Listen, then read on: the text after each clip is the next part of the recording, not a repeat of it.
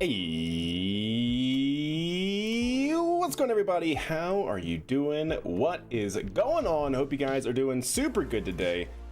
Goodness, what a weekend it has been. You guys saw the conclusion of the Polaris Dawn mission was pretty on point. The entire crew from Polaris Dawn are back safe and sound, which is most excellent to see. But yeah, what a mission that was, chat. I don't know, like I said, we couldn't stream it live because it was unfortunately in the very wee hours of the morning Eastern time. The actual EVA or extravehicular activity that they were able to perform. But man, no matter what, chat, pretty amazing overall mission that came through with. So really excited to have them home. That went flawlessly, chat. Went like actually flawlessly. What's up, Talk? How are you? All right, so for whatever reason, standby, chat, my whole YouTube side completely went bonkers for a second. I had to refresh, re-log in, all that jazz. Now we have it up. Heck yeah. YouTube chat, say hi. There we go. Perfect. We are now up on YouTube again. For whatever reason, I was in the YouTube chat and then it just completely shut down on me. But now we're back, chat. Now we are back. So I saw it launch live at like 5 a.m. Yeah, we were covering it here. Yeah, the launch was, at like 3 or close to 4 in the morning Mountain Time. Yeah, it was pretty insane. EVA was so sick. Great work from the whole SpaceX team. That's what I'm saying. That's what I'm saying. Indeed. 100% really great mission overall. I ended up falling asleep before getting to see any major steps of Polaris Dawn. Hey, understandable. Unfortunately, this was definitely a very not, I guess, United States, South America friendly mission at all in terms of time zones. But no matter what, it went without a hitch. So chat, just before we get started here, if you guys missed it on Friday, we did in fact go through the selection process for our CRISP 01 contract. If you guys are new to the stream, I do post in Discord. We're actually doing, as kind of a part of community engagement, I provide basically an RFP, or request for proposals, to you viewers, or if anybody who is interested can create a system of vehicle in KSP that I will then use in my game to fulfill a very specific mission. So I give you guys requirements and all the necessary information. So that was selected on Friday. And a new one, a new RFP is now currently in draft form. Basically, I'm trying to emulate as close as possible what basically commercial companies do, any government agency does, and of course what NASA does. In terms of sending out this request for proposal, is that they usually do it in the form of a draft for a certain number of like days or months. They get basically feedback from any sort of potential interested parties, and then they take that feedback, revise the RFP, and then open it for actual submissions. So that's kind of the process that we're going to emulate here. The RFP for what we're calling Spark, or the Surface Provision and Resupply for Kerbal Astronauts. This is what we're going to implement. Actually, you know what? I should just rename it to just for Kerbals, right? Spark. Yeah, because that would be Sparka. So that we don't want Sparka, chat. We just want Spark. That got implemented. There we go. That's what we want.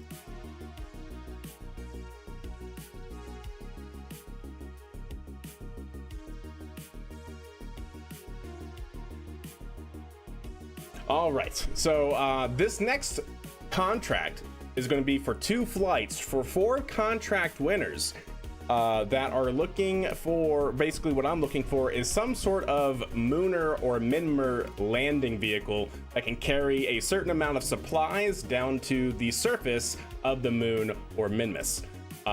So all of these requirements can be summarized here. I gave you guys also my current tech tree, since I of course have to be able to use your spacecraft. So this gives you the parts that I have unlocked. Yeah, that's pretty. Kerbonauts. Ooh, that's actually not for yes, Joe. 100 billion%. That is the wrong one. No, that was the right one. No, that was the wrong one. This one. or Kerbonauts. There we go. Yes, 100% resupply for Kerbonauts. I like it. But yeah, so in summary, this one is looking for a payload landing platform for the Moon and Minmus surfaces. You can either suggest using the Minerva 1, at which point you have the requirement of obtaining at least 4 metric tons of cargo, or you can have the Maxerva 1, which is upwards of 12 metric tons. Of course, these are just the minimum requirements. If you can make it work, all things included, if you can make it work and overachieve, then that only benefits you in the scoring. So yeah. But anyways, chat, just wanted to throw that out there. This is in draft form. If there's anything that needs clarification, if you guys have suggestions, let me know. Let me know. All the names you come up with are so good. Well, I appreciate that. Thank you. Was there? Yes. So Mad Chad did say, what is expected of craft following moon landing? Is basic level just sitting there or reorbiting? So yeah, I'll go ahead and answer this question live. Ideally, it can be, what do you call that, chat? It can be disposed of after use, but this is not a requirement. Actually, you know what? I will add to the requirements list that the landing platform shall be capable. Got to use the shall statements chap to emulate what an actual requirement is.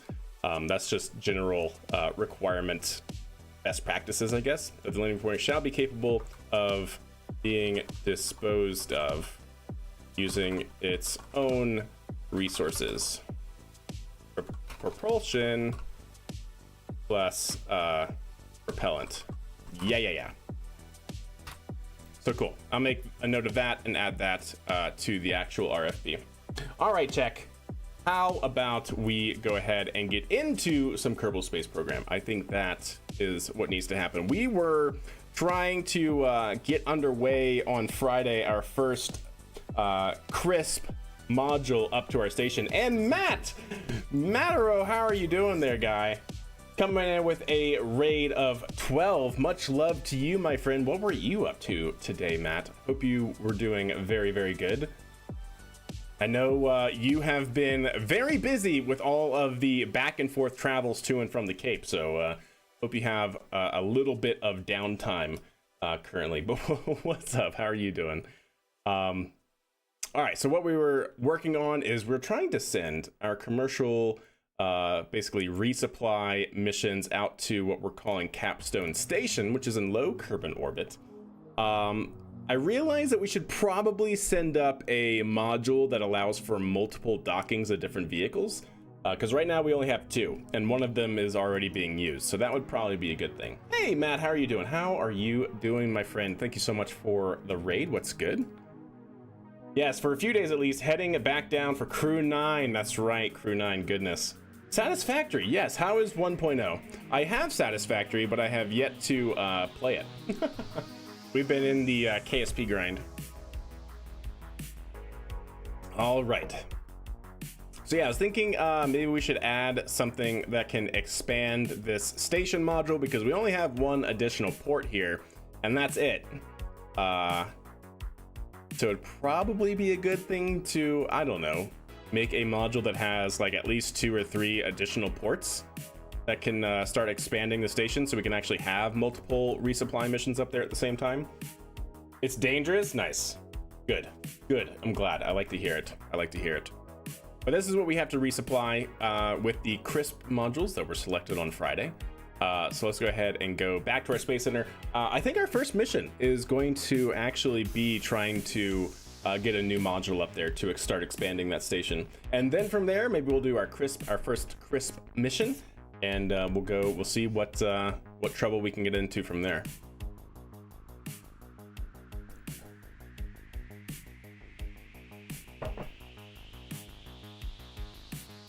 Oh yeah, Matt has really been putting in the work on getting us some fantastic shots of launches from KSC. And you travel from Alabama, is that right? You travel from Alabama to KSC and back again, like however many times that's required. Yeah, it's a lot.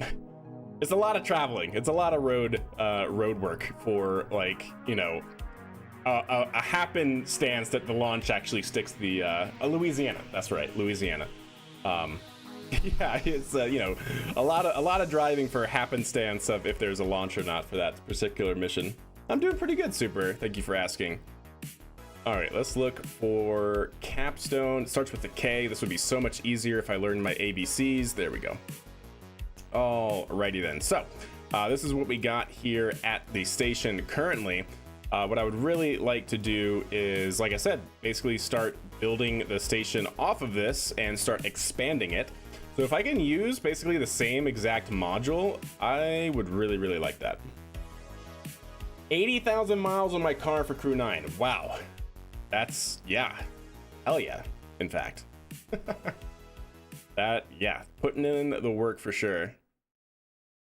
All right, so are these all, I'm trying to figure out, how did I attach this? Oh, is this the root node? Ah, that would be why. That's the root node. So what happens if I do this? Probably completely break the craft. Because I really just want a small module that allows us to expand our station. So we probably don't need these so much. And then I would love to keep the same module design, almost like Mir, right? Like the Roscosmos space station design. They basically had a singular space station module, what would you call it? Chassis, if you will. And then they just reoriented and modified that same chassis to do a whole bunch of different things for the actual Mir station. And so if you actually look at the Mir station, you can very clearly tell it's a hob jumble of basically the same exact modules. Here's a good one of it. So you can see here's like one module, here's another one that's like slightly modified but basically the same, here's another one that's slightly modified but basically the same. Yeah, I think we're gonna kind of go with this sort of style of station. Yeah, it's Zvezdal and Prikala, exactly, basically the same chassis but different components built into it. I installed Wind Tunnel today and holy crap, the time it's already saved me. Yeah, Joe, Wind Tunnel mod is super good, super good. Roscosmos rules. Ivan, hell yeah. Basically what the Russian half of the ISS is. Yeah, basically, yeah. Zvezda and Zarya are the space station modules and they're basically the same chassis. Okay, so like I said, we have basically everything we need here. So I think we can just make this portion, this fairing part smaller, and then just add the required parts to actually then, you know what? I really like how I did this. So I really want to keep this and make more of these as our like docking interface, if you will. We can take these off. We don't need the docking interface on the sides to have monoprop balls, but that should be good there. And then let's see, how is all this together? I just really need to make it shorter. Like if I can just have it to be like right here, I think that'd be really, really slick. Like I don't think I need this part. It's just gonna be like the part of the station that's just designed to be a hub with like multiple different parts, kind of like the Unity module on the ISS. Like if you look at Unity, right? Unity is essentially just exactly what I'm looking for. It's basically the center node on the station that allows for the JAXA module, the SA module, all of them to just be integrated into the sides of it. So it has these massive docking ports on the side. And it has 4 of them, if I'm not mistaken. And it's basically the common port that the other modules are then integrated into, which is pretty good. Yeah, something like Unity might be pretty solid. Yeah, the Wind Tunnel mod, I have it right here. Wind Tunnel mod gives you quite literally a wind tunnel in the stock game. Yeah, it's really good. We've used it to design our space shuttle. In our current save, we used it to design one of the aircraft that we use in the save as well. But you can basically say update vessel, and this doesn't have any propulsion, so it's not going to have any excess thrust. But you can basically see, like, for flight angle of attacks, your angle of attacks required at different altitude and different velocities to maintain your stable level flight, right? Level flight angle of attack.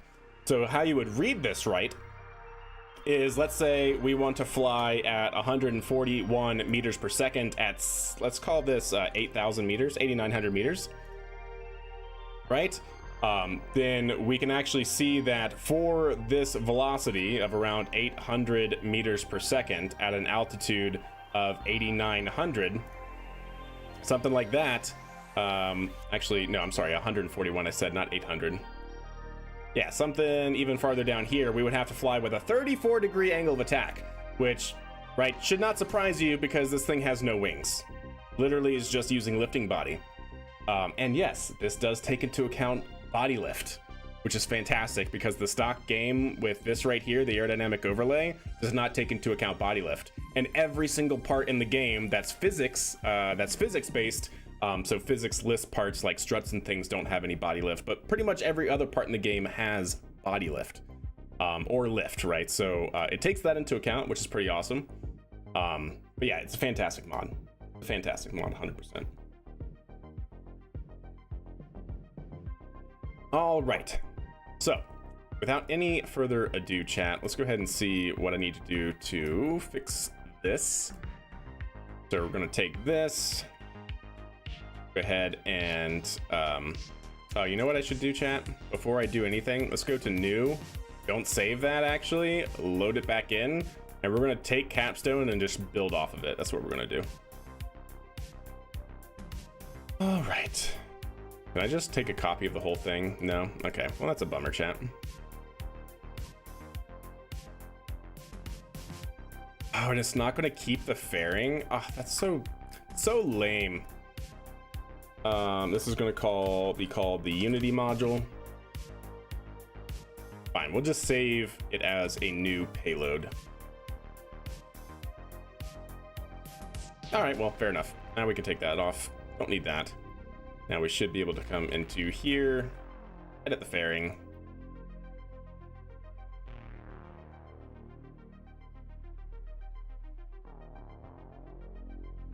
Like, if I can make it a little bit small, you know, we could actually do it the other way. No, Chad, how do I want to do this? Yeah, I think I'm just going to make it like this. And then like that. And then kind of like this.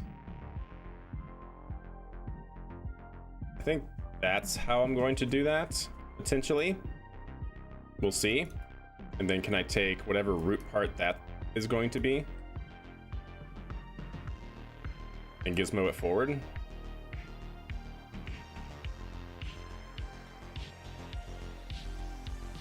Nice. Nice. Nice. Nice. All right, that's pretty much what I'm looking for. And then the other thing that we can do is take a radial mount on the center here, 4x symmetry. Move it out like that. Probably actually doesn't need to be like that. I just need a radial connection part. Okay. And then let's make this the root node for a second. That way we can grab this part like that. And then in 4x symmetry. And now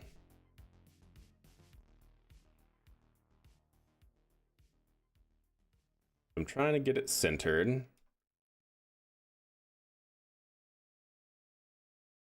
Okay. Actually, not bad. Take those off. Like I said, don't need any of those. Yep, that's that's actually kind of what I'm looking for. That actually looks kind of perfect. Oh, how fast was that, chat? Heck yeah. That's actually what I want. I know, not bad, right? Just taking the same chassis and modifying it. So the chassis originally, right, came out to here, and all we did was shorten it and then use the same parts. That's it. Yeah, I like it. I think that's a winner, chat. You know what I also want to add for future-proofing purposes is a docking port. There's probably a couple docking ports, actually. Like a lot of docking ports. Like all of the docking ports. How do I want to do this, actually? This is going to be too big, right? Yeah, it's going to be way too big. That's probably even going to be too much mass. Well, you know what? I'm curious. What does this look like? I'm curious as to what this looks like.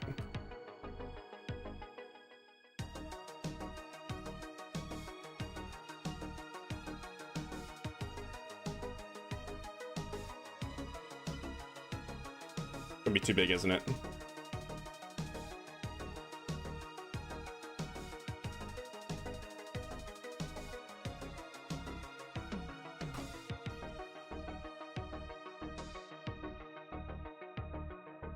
I mean, it's not bad. So the reason why I'm doing this is because I want attachment points for docking ports for a robotic arm in the future. It's not bad. It's a little big though. That's the only problem. And I don't like the orange stripe running through it. I might take a note out of Dwarfman's page. A page out of Dwarfman's notebook. I don't know. It's been a long day, chat. Okay, just hang with me. Okay, English is hard. Yeah, we all know this. Okay, good. So if we look at what Dwarfman proposed, the ARTV1, and we merge this in here, I really liked what he was able to do with this. So he used. Oh, come on. You can do it. You can do it. There we go. So he used panels to make it look like fuel lines. I kind of want to do the same, but make it look like part of the structure. That actually might be worth doing here.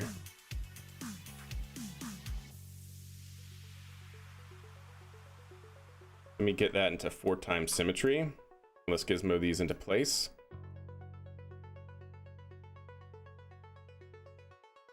We'll have to, yeah, I'll use 2 of them probably. And if I can make them just barely on the surface.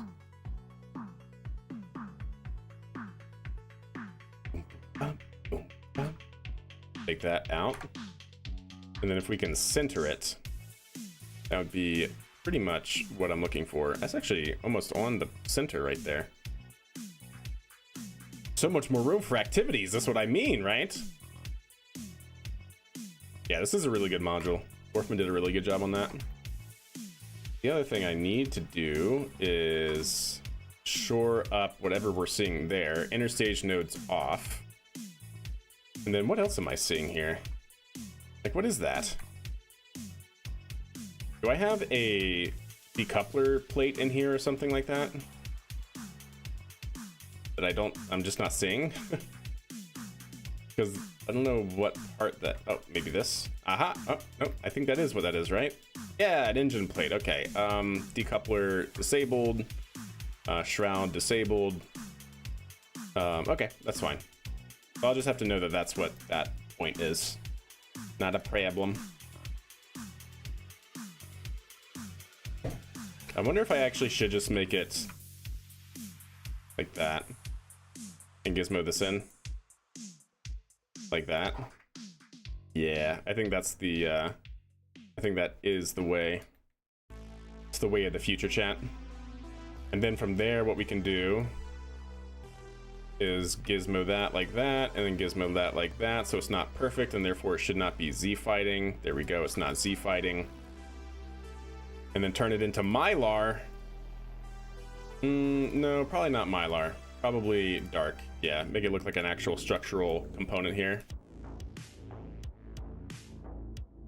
Yeah, something like that.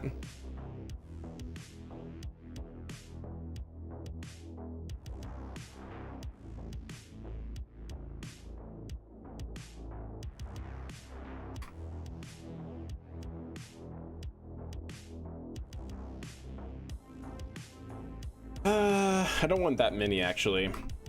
Maybe I'll just do it in 2x symmetry. So remove from symmetry, get you off of that, and then this one as well. Remove from symmetry and get you off from that. Yeah, I think that should be fine, question mark. And then from there, I feel like we're gonna need one here. No, not where the antennae. There's antennae all over there. What's up, Gunslinger? How are you? Coming in with that Twitch Prime subscription. Much love to you, my friend. How are you doing? For 15 Kerbal years. 15 Kerbal years, awesome. Thought Artemis 2 was canceled. Artemis 2 is not canceled, no. At least as far as I know, it is not canceled. I don't know what the state of Artemis 2 is. It's not great. It's definitely in, you know, significant delay, but as far as I know, it is not delay, or it is not canceled permanently.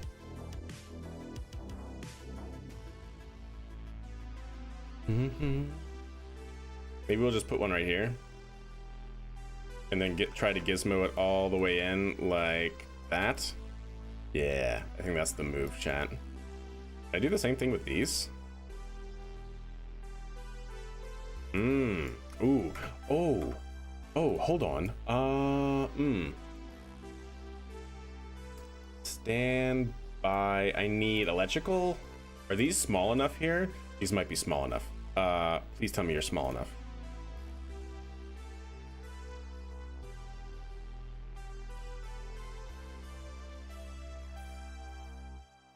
Yes. Makes it look a little bit better that way.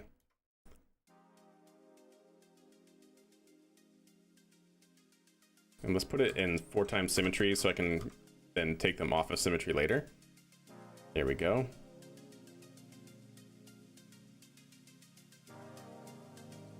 Try and get them lined up on the center point there.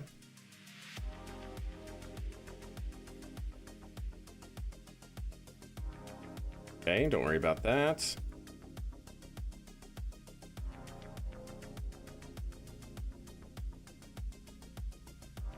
So something like that.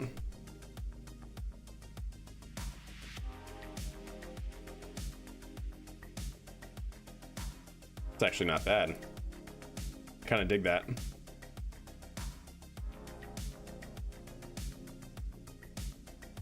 You know what I could also do is move these down a little bit more. So then that way I can move these. Actually, no. Yeah, move those down even a little bit more. I like it. Okay, and then we'll remove this one out of symmetry. Wait, did I just... Son of a... chat, sometimes. Sometimes.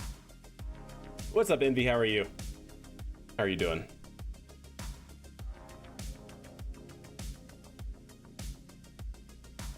Okay, good, good, okay.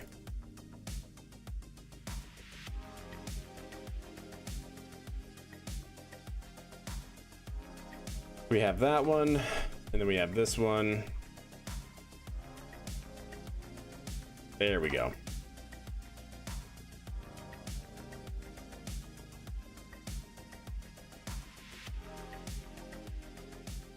Yep. Yep. Very nice. Very nice, chat. Very nice. I do like that.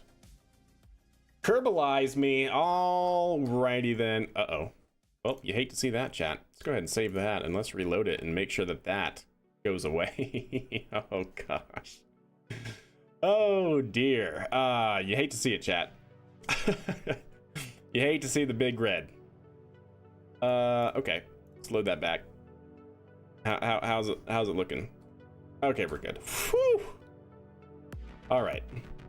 New points redeems. That's right. We got new point redeems. Okay, so Alt F12, go to Kerbals, create.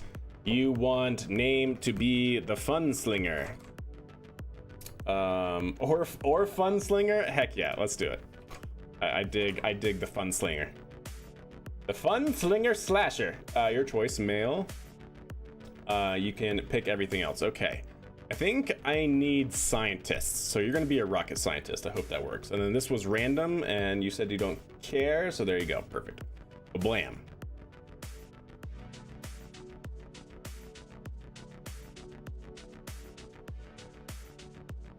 Cool. Nice. Very good. Very good.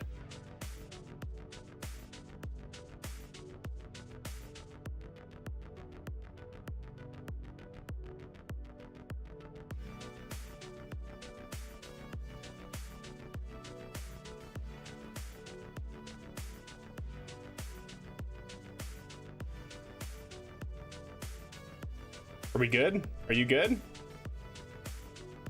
Yeah, are you good? Okay, I think we're good, chat. Are we fine? Is this okay? Is this okay? Whew, okay, I think we're good. Meme tax, yo, talk. Paying the taxes, I appreciate it. I think there was a previous save with Funslinger, indeed. Would you trust Jeb in Las Vegas? Yeah, 100%. I would trust him to lose all of the agency's cash. That's what I would trust him with. Right? Like KASA, K-A-S-A, is coming to the close of their fiscal year, and they have some money left over that if they don't spend it right, it's just going to get roped back into Congress. So they send Jeb to Las Vegas to shore up their cash. That's what they do. I guess it would technically be Las Vegas. I don't know. All right, that seems good. I'm happy with that, chat. I think we're gonna say ship it, save it. You know what? Actually, chat. You know what I want to do? Would this module look appropriate if we did this? What do you think, chat? Yay or nay? No, definitely not with the orange. Yay or nay, chat? On the silver.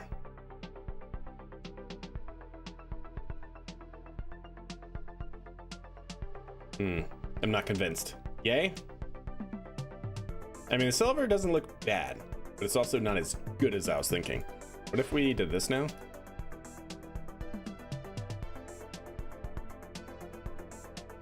It's not bad. Yay, yay, I like it. Okay, there we go. Chat, you have chosen this for the Unity module. Okay, well, I think we're good to go. This should have all of the necessary monopropellant to then rendezvous and dock to the station by itself. Let's ship it. Gotta make sure authorizations are spent. Exactly. Exactly. It's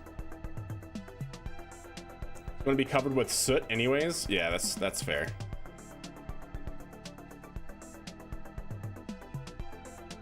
Yeah, I think that look being kind of structural makes it pop a little bit more. Okay, chat. Okay. Nothing to it but to do it. The last thing I want to do is make sure that everybody's resupply modules can fit into it. So we have Boomerang, which was Torlov's. So make sure that that fits. Oh yeah, that fits no problem. That fits no problem. You know what would be even better, chat, is if we could do something like this.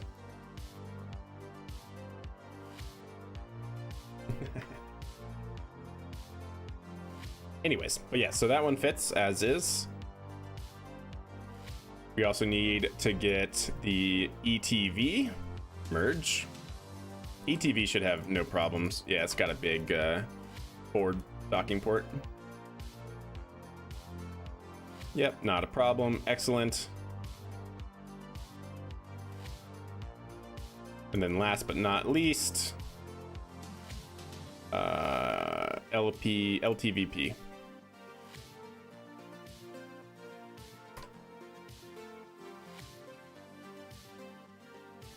Cool. Yep, those are our service modules. Okay, perfect. Let's go ahead and save it. And let's strap it into a Minerva. And let's go ahead and launch it, yeah? So save it, all looking great. Let's go ahead and go to new, switch editor, load up, TurboX. Yo, N9 Gaming coming in with a raid as well for the Twitch side. Bring it on. Hope you guys are doing well. You guys are just in time for a launch. What's good? How's everyone doing? N9, what were you up to, my friend? How did your stream go? Hope y'all are all doing well on this fine Sunday evening or Monday morning, depending on where you are. You guys are just in time for a launch. Were you able to get the fairing to work from last stream? Yes? Question mark? Yes, Super Ham Sandwich? Yes? Possibly? I don't know. We didn't really change anything and then it started working, so I don't know. I don't know. I mean, we could fly this right now as is again and see if it works. You know, let's do that. A quick test chat just to see if we are, I don't know, just to see if we're sane or insane. It's probably the latter, but, yo, Nova Raptor has gifted a sub to N9 Gaming. Much love to you, Nova. They've gifted, wow, gifted a massive 27 subs. Much love to you, Nova. And welcome to the Rocket Club team thing, N9. Was playing a spaceflight simulator re-entry. Ah, yes, re-entry, of course. I know it well. Started up Apollo and got to orbit. Hell yeah. Hell yeah. So yeah, if you guys are new to the stream, we play KSP, Kerbal Space Program, what I like to call with plausible realism. Basically, we try to develop pad structures for all of our vehicles. We actually fly our vehicles into orbit using Python, automated rocket launches. Things like that. We try to keep to a plausible realism for our designs and such.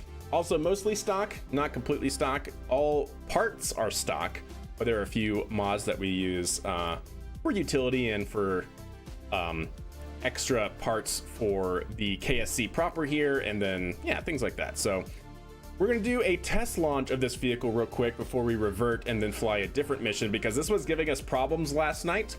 So we're going to load it in here, fly it through probably just after Seco, because after Seco, after the fairing pops, that's when it was giving us trouble. The fairing was colliding with the vehicle for some unknown reason. It wasn't working, and then all of a sudden, after an hour of trying to debug the issue, it started working. So have no idea what happened, but we're going to go ahead and see and go ahead and launch it here. So here we go. Python is in startup. 10, 9, 8, 7, 6, 5, 4, 3, main engine start, outboard engine start. And we have rocket away. Vehicle is looking good and is go for roll program. It's called KRPC. That is the mod that I'm using. So it's a mod that you download into the game. It's called Kerbal Remote Procedural Calls. It's this right here, KRPC.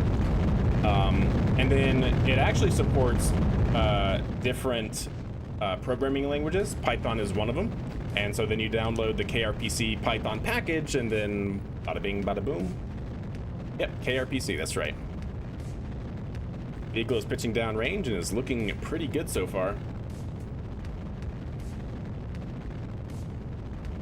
If you decouple a camera, does it stay on that camera view? Yes. Wait, what do you mean?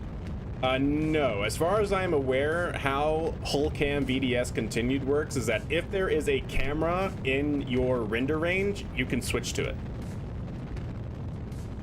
That is how I understand for it to go. Made using Rust? I know, I really want to get into Rust, but I think that's only for KSP 2, or has KRPC for KSP 1 now started working with Rust? Or are you saying that he basically used the Python package of KRPC and used PyOrb or Pio3, which is a Rust package to help communicate with Python? Did he use that to, that'd be pretty awesome. All right, getting ready for Seco here. This is for the actual launch, not okay. There. Hey, yeah, hell yeah. Getting a prediction going for the actual launch of the mission. This is just a test here, just to see how it goes. So we're not doing any predictions on this launch because we're going to revert it no matter what happens. All right, coming up on Miko. There it goes. Stage set. And second stage ignition, bearing deployment. Bearing deployment's good. fairing deployment is good, chat. I don't know what we did. I don't know why it started working, but there you go. So can you do a Nova C camera drop? Yes, you can. Yeah, 100%. Yeah, you can. Because you could basically, ooh, nice. You can basically get into this camera angle here. So this is from the second stage looking down, similar to what Falcon 9 does. Yeah, 100%. They say they wrote it in pure Rust. Well, okay, sweet, nice. Yeah, I'm not sure, because I use Rust on a daily basis for my job. So to my knowledge, KSP 1's KRPC did not have Rust support, unless they recently changed that with the new maintenance that it's under. But yeah, regardless, that's pretty awesome. That's pretty awesome. But anyways, chat, that went pretty flawlessly, if I do say so. Again, this is full hands-off automation, but we are going to shut it down there because it worked. It did what I wanted it to do. For whatever reason, it's working now. So I guess we will go ahead and revert to vehicle assembly building, and then we'll swap out the payload because we actually have a mission that we need to do. We were just testing. KOS is the only language I know. Hey, that's if you know any programming language, for the most part, you can pick up another one. So knowing CurboScript is a good start, right? Because it's all logical thinking, right? It's all for and while loops and if and else, and just some sort of. It's mainly syntax and understanding the lower level stuff where things change for the most part. Star Trucky really ticks me off with the non-rechargeable batteries game device. I know. When I heard that, I instantly was like, yeah, I don't think that game is for me. I mean, to each their own, but I heard that and I was like, yeah, no, I don't think so. It does look cool, but yeah. So I hope this payload fits in here. If it doesn't, then we might have to launch it on a CEV. Not a CEV, Mac Serva. Hey, Perry, what's good?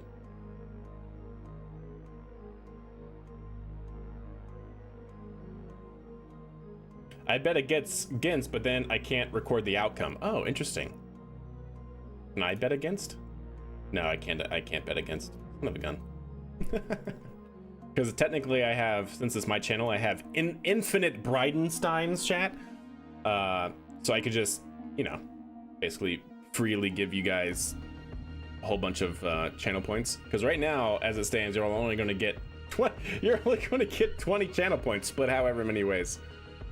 So what were we doing? Capstone. Capstone is the play here, chat. There we go. If I learn my ABCs, there we go. I really hope this fits. I don't think it's actually going to fit, but we'll see.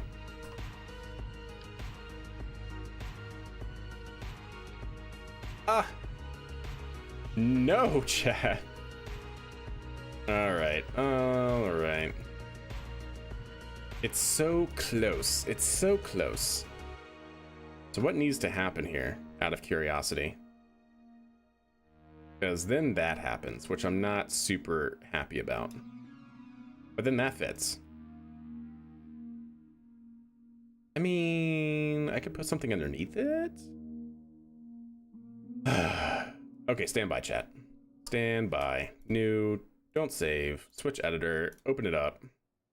We have something to change. For the chat, for the CSEP contract, do we have to submit both sizes of lander? What do you mean? Do we have to submit both sizes? No. You choose one. Choose one. Yeah, choose one. I just voted, so you'll probably have to decide the outcome. Ah, okay, fair enough. Fair enough. Pete Rose streaming. Oh man, I won't get a certain amount of points now. Yeah, I know, right? Bummer. Mostly pure Rust with a bit of C# for the KRPC add-on to get me extra info I needed. Nice. Heck yeah, that's actually really cool. I dig it. All right, load this in. Let's make a quick change, chat. So I am going to take these off to start. Okay. Now what I need to do is just fill that indentation here, and I think we can do that with a upside down nose cone. That would be on point and clutch. There's probably different. Yeah, this one should do it. to put that into 4x symmetry, and then we rotate it backwards. Yeah, there we go. So now we can do that, and now we can move that in, maybe not a full tick, but maybe something like that. And then let's move, I do kind of want to move the, all for fashion, chat, you know how it goes. Wait, where did that go? Is it in? Oh, it is. Okay. It fits perfectly inside. And then move that to be kind of flush, like that. Maybe even just a very small indentation. Yeah, like that. Perfect. Perfect.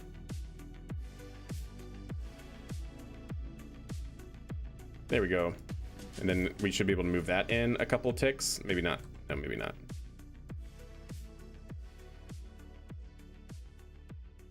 Something like that. Something like that, chat. And then if, a big if here, I can grab these and move these out. Be the same. Does that work on all of them? Yes, it does. Auto work on that project is like a mission planning tool like MechJeb on steroids, but it's still very bare bones. Easy to get burnt out with all the GUI program. Yeah, the GUI stuff I understand completely, especially if you're developing it in like Rust or something, which has kind of unfortunately limited front end stuff that you can do. Here we go. I like it.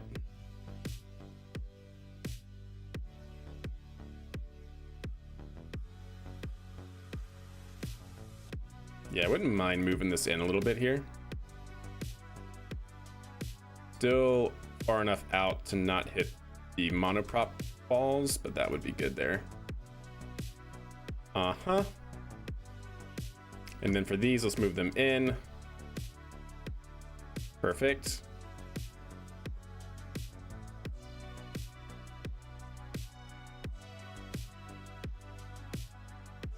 Yep, I'm pretty happy with that. Okay, that I think should do it. Yeah. Yeah. Save it. Go to new, switch editor, load it back. I'll actually test it for you. That'd be sick. That would be really good. All right.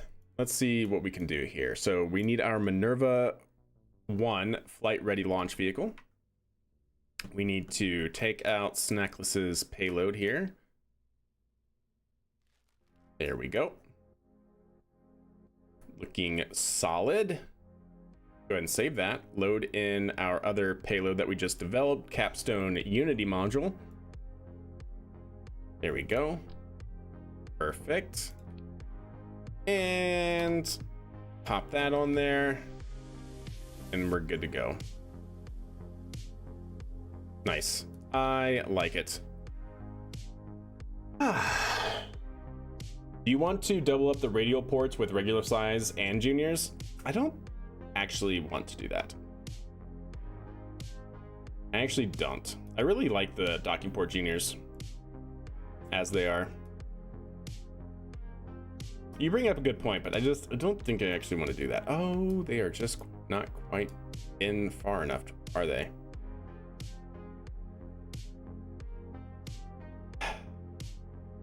Gosh, do we care? Do we care, chat? All right, I'm gonna save it. I'm gonna test the fairing separation, and we'll go from there.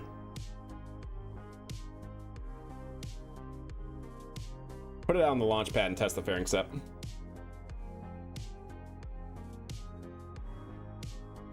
Because it's perfect as it is, chat, and the fairing is just teeny bit over. Such a small amount over.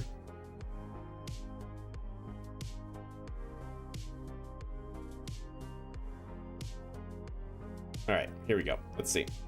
Is it going to expand or deploy? Oh yeah, we're good. We're golden, chat. We're golden, right? 100%. Right? Right, chat? Totally. Cool. All right, well, let's get our flight log out and updated. Don't you give me that, Windows. There you go.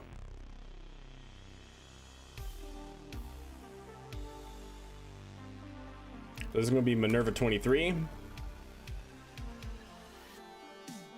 This is going to be Capstone 2. Well, no, let's just be Minerva 23.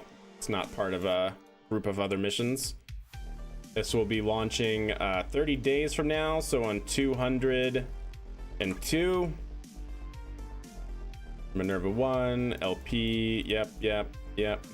Oh, I thought I meant to go to vehicle assembly building, not just revert. We got to get a couple more things here.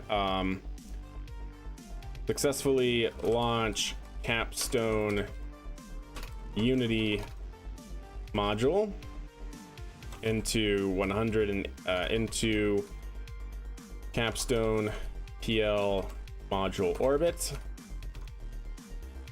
Rendezvous and dock Capstone Unity module with Capstone PL module. There we go. That should do it. Total launch cost of this flight is going to be 80,395.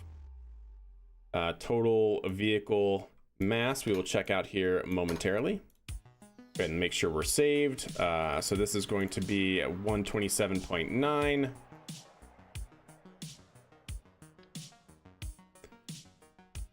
$122.9. It's gonna be 5.1 metric tons. Nope, not there. All right, that looks good. Capstone Unity module. Brilliant. All right, chat, that's all good to go. Let's go ahead and load that back in. Don't save.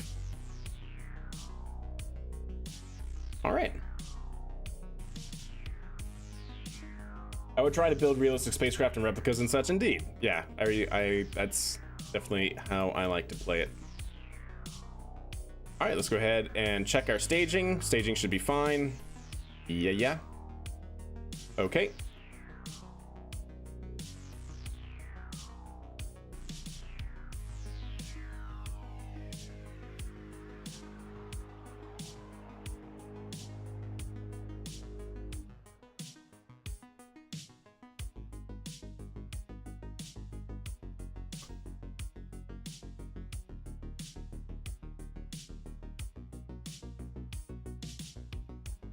Okay, 4 seconds and 2 seconds. That should be good, I think.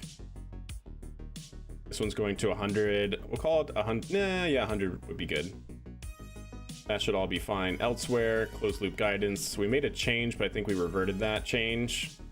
Yeah, we could just get rid of this.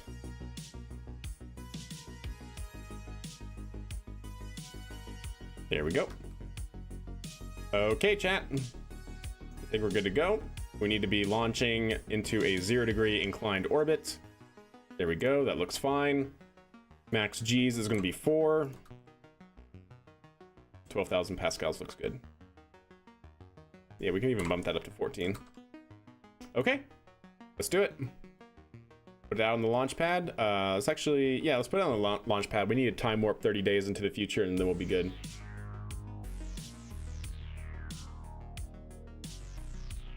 PVG, or sorry, PEG, is that what you mean? Powered explicit guidance. This is actually not power explicit guidance. This is essentially just an open loop trajectory. So basically how my code works right now. I do want to get to implementing more optimal ascent profiles, but essentially we create an open loop trajectory generator based on our velocity.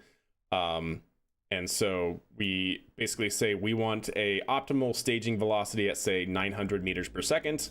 And so then this generates an open loop trajectory that just says, hey, at this point at our velocity, we should be pitched over this much in order to align our velocity vector at 45 degrees on staging.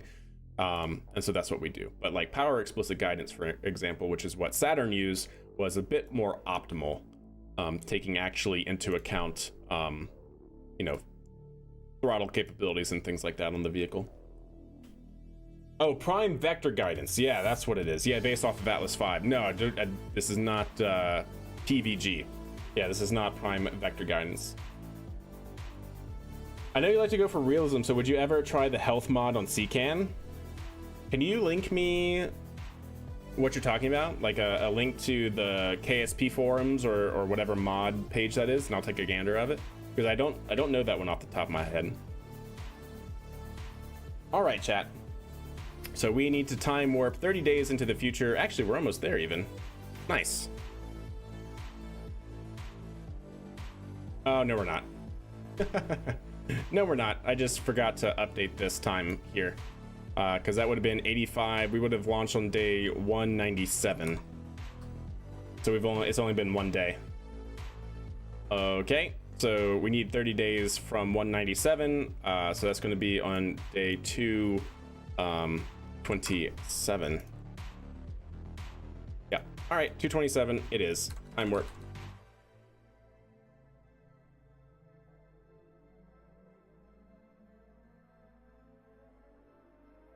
$228. Close enough. And we'll time warp to daylight.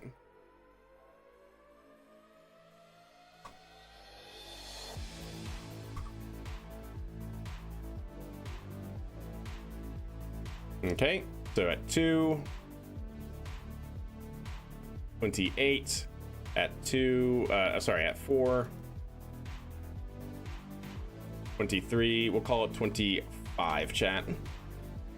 All right, T-minus 2 minutes.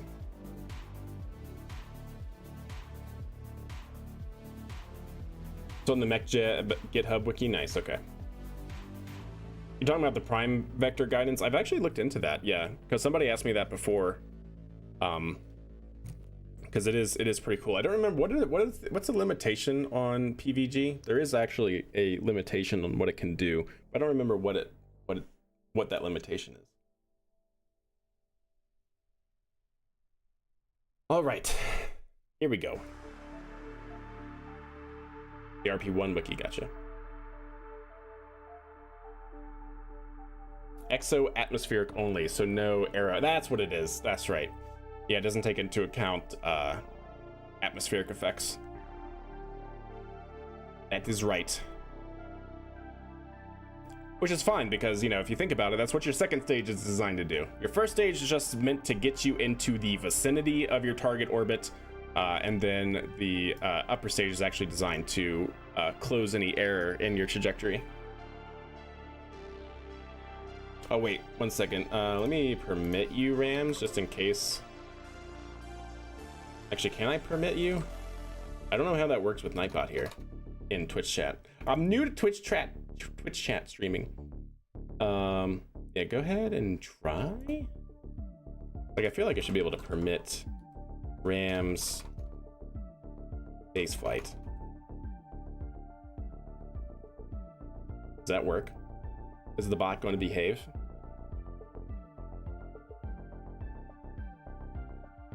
I hope the bot behaves. Hey, there we go. Rams has granted permission to post a link for 60 seconds. Awesome. So that does work on the YouTube side as well. Cool. Ah, fair enough, Rams. Fair enough. Well, I need to, I guess, actually give you permissions over there as well. So just let me know when you're on Twitch side. Okay, chat. Well, we are T-minus 30 seconds from flight here. Since we have a lot of setup, I'd like to close it now, I think. Yeah, fair enough. Fair enough. It is closed though, right? Yeah, it is closed. 6K in the pot for the immaculate launch. We'll see what happens, chat. For T-minus 10 seconds out, vehicles in startup. 8, 7, 6, 5, 4, 3, 2, main engine start, outboard engine start, and we have liftoff. There we go. Vehicle is now cleared the tower and is go for roll program.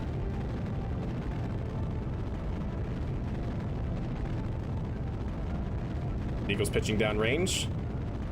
All systems looking normal. Ooh, all right, chat. Not too bad. Vehicle's away. It is heading on the proper flight azimuth. All systems are good. Main engines all within family.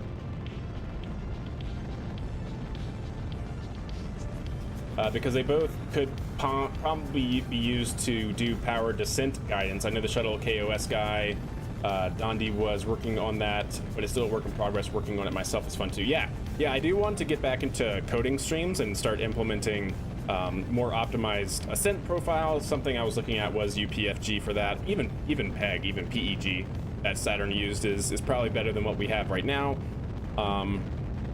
And then of course get into automated landings. We do have a subscale test demonstrator that's able to go up to 70 kilometers in altitude and then land back at the pad within like 150 meters, like within 150 meter landing ellipse.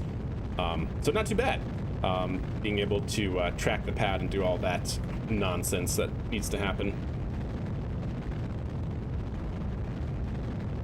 What's the logic behind having center then outer engines separate? It's like the shuttle having all of them ignite at once is too much stress. Yep, that's how I'm playing, Tiny. Not that that actually has any effect on KSP, but in real life, right? Like the Delta Heavy, we have stage separation. There we go.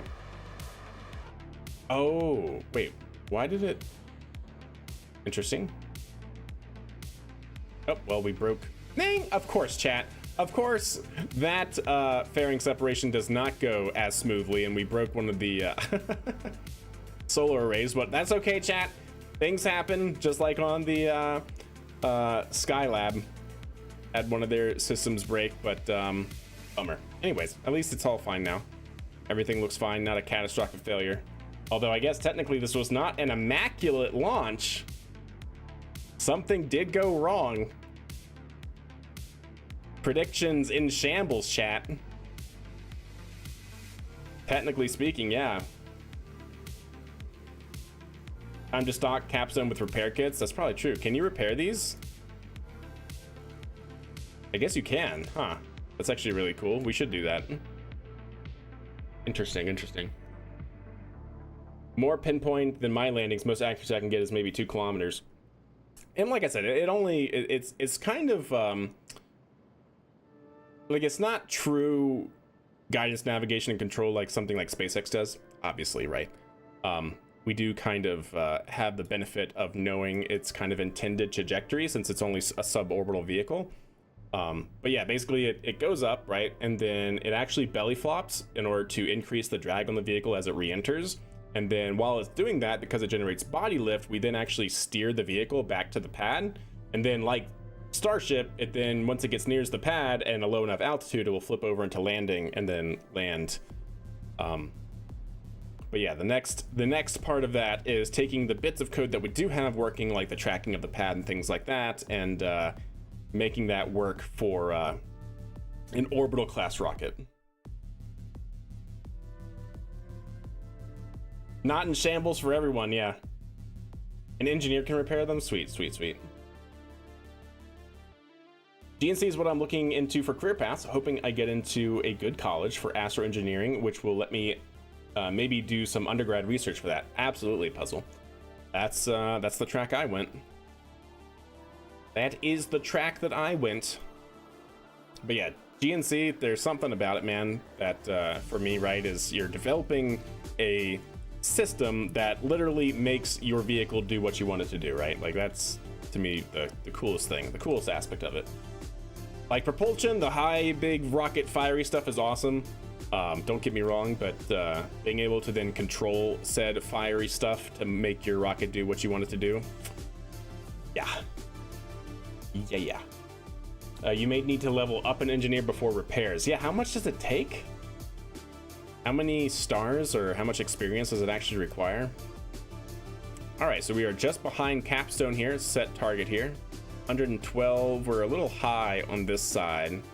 Oh no, we're actually a little low, aren't we? Yeah, because we got to get into 70. Okay.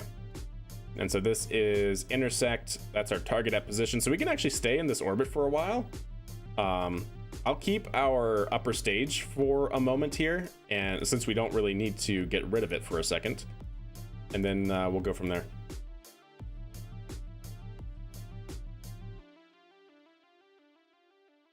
N9 picked a great stream to raid. This is super interesting. I appreciate that, time. I'm glad you're enjoying it. I won't know about some applications for a while though. Like MIT is mid-December, mid-March. Did you do early action?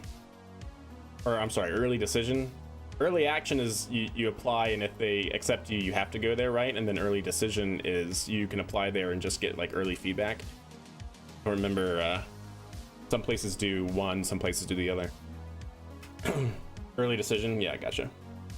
I'm like 90% sure I was admitted to Riddle though. Hey, that was my alma mater. Well, is alma mater technically the right word? Because I went to Georgia Tech for my undergrad, but then I went to Embry-Riddle for my master's and PhD. So, like, is alma mater just for like any school that you went to? All right, chat. So we got a little bit of a ways to figure out how we're going to catch up to the station here. Riddle gang! Woo woo! You think so? It's just applied for everything? Yeah, okay. I think the engineer has to be level 1. You should keep on one on permanent assignment at the station in case other panels get smacked by incoming outgoing missions. What are you trying to say, Andrew? You trying to say that we operate unsafely around our stations? Is that what is this? Who are you, Andrew, to question our safety operations team?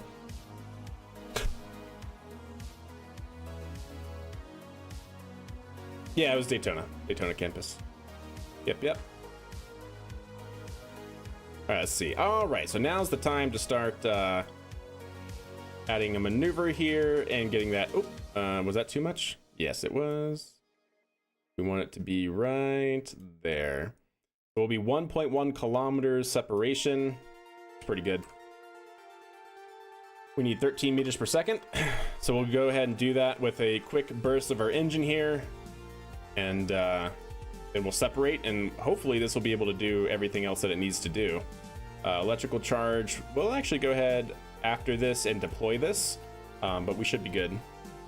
Better to have and not need, as they say. Yeah, something like that.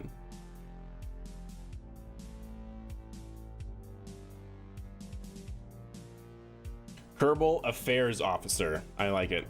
Yeah, I like it.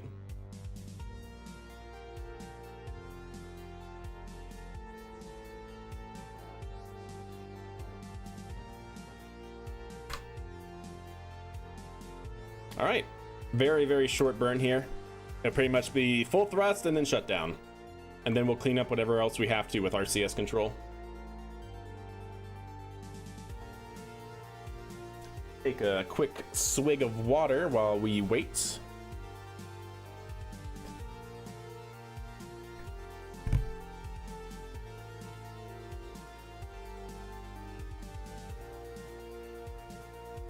All right, 8 seconds.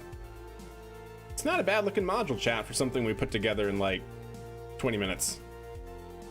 And start and shut down. Clean it up with a little RCS. And we're good. Perfect. And we'll check our orbit, make sure we are good. 1.2 at 18. That's it. Go ahead and extend before we lose any battery. And undock.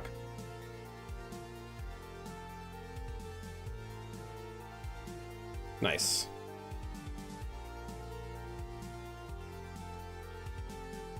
We'll let that separate for a while.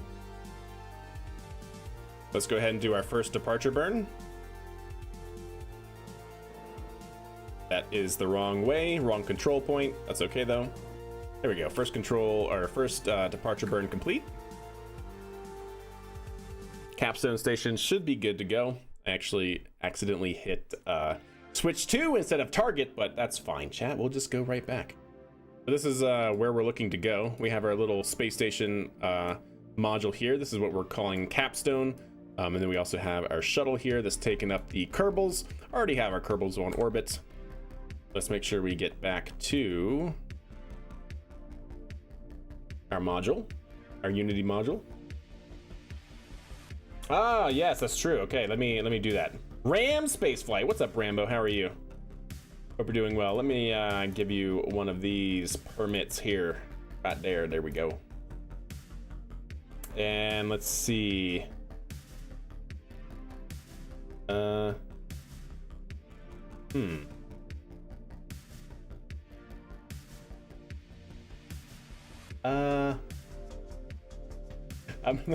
not sure if I can either.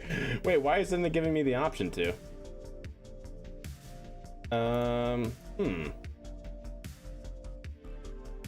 The heck? Manage, not there. Waiting for result, but it's not giving me the option to actually select said result. Manage rewards. Let's go there. Nope, that ain't it either. The heck? This is what you're talking about. Let me see. Bring it up over here. Kerbal Health. This mod introduces astronautics health management. You have to consider health implications when building vessels, planning and executing mission. It covers a variety of factors, including living space, microgravity, radiation, disease, accidents, and more. It is highly customizable and works well alongside most popular mods. All right, I'll check that off of stream and see if it's something I want to bring into the fold, so to speak. I know, that's what I'm saying as well, but I don't see it immediately. So give me 1 second. Either that, or do I have to just use the yeah, let's make that big. No, certainly not. See, this is all I see. Prediction started 34 minutes ago. Will the launch go perfectly? Submission closed. But there's nothing else to click on. Unless I have to go to manage review requests queue. That ain't it. Nope, that definitely ain't it. The heck, man? Can I not do it from pop-out chat, maybe? Maybe that's what it is. Nope, it's not letting me doing it. Not letting me do it there either. What the heck is going on, Twitch? Sure. That's super odd. I don't see any way to close it. It says it is closed. Did you already, maybe, was it already paid out? Because it does say it's closed. It doesn't say, well, it says waiting on results, so no, that's not it. But I have no way of doing it. I don't know. I don't know. I'll check on it here in a second once we get docked to the station. Keep the things going, so to speak. In the meantime, while that is drifting away, let's go ahead and aim retrograde here.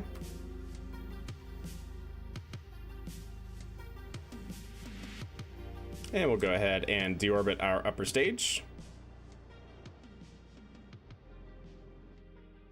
There we go.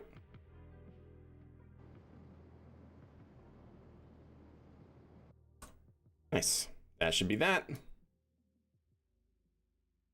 Okay, well, let's see what trouble we can get into here with a quick rendezvous of our station. Let's see how far. 10 kilometers, not bad, not bad. We'll be able to clean that up here pretty easily, I think.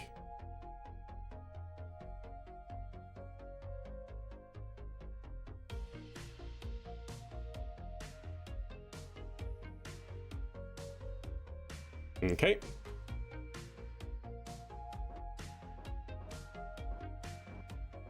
Four kilometers, 2 kilometers, within 1 kilometer at 16. There we go. Easy peasy. And let's go ahead and time warp around a little bit closer. And we'll start cleaning up this rendezvous point.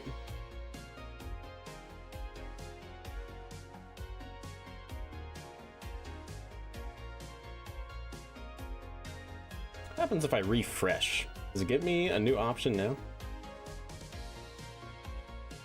Try using prediction command. All right.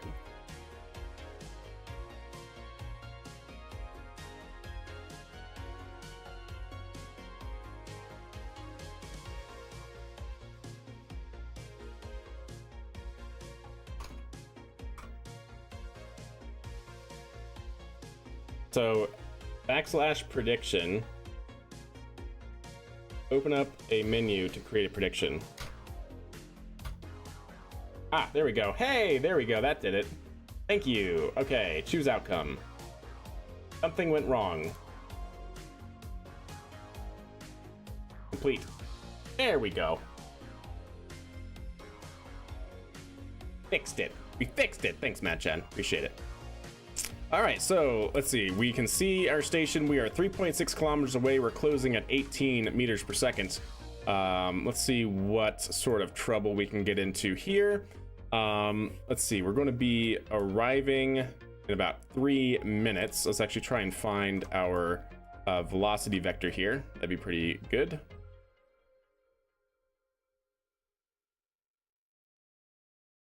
There it is.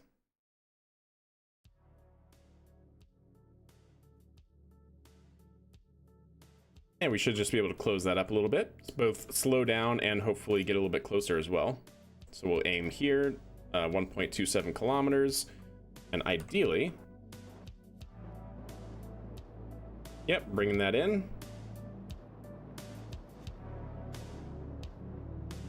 Something like that. Pushing it out. Now we're at 8.3 kilometers closing.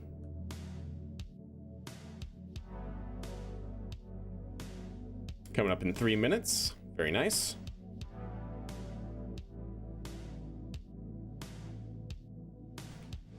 All right. Not bad, chat. Not too bad.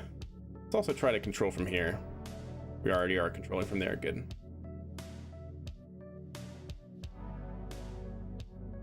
Yeah, let's go ahead and go forward this way. 700 meters. Awesome. 300 meters closing velocity or closing distance. And we'll just keep time warping. And now you are very rich. There you go. There you go.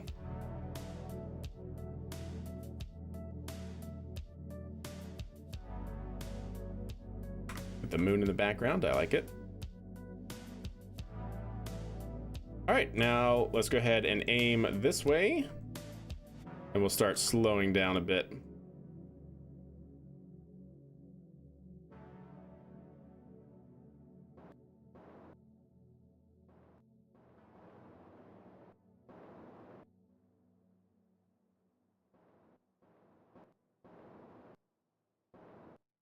There we go.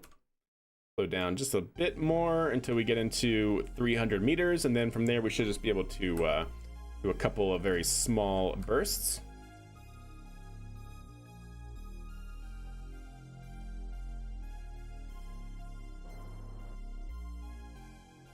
$254, 130. Got plenty of mounted props, so I'm not worried about that. 50, there we go.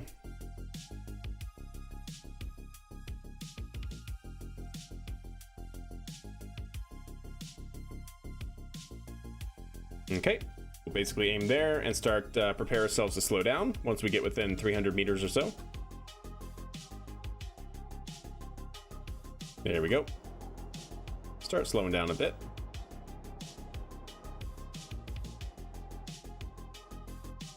And there we go, 300.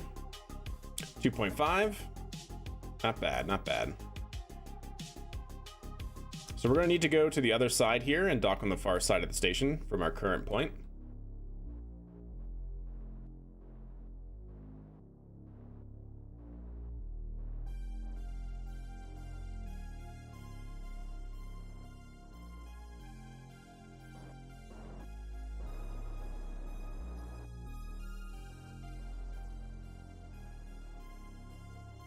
There we go.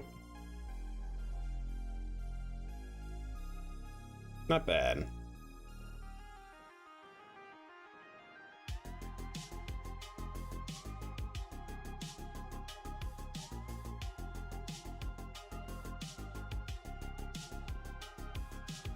Okay, looking good.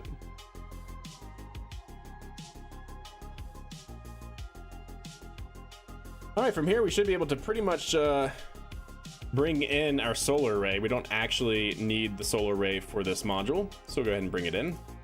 Oh wait, we can't once it's deployed. This one we can, that's fair. No worries.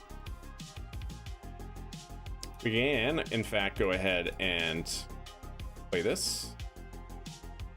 Or maybe not. Yeah, it got deleted. Okay, no worries. I hate that. I hate that it gets deleted, chat.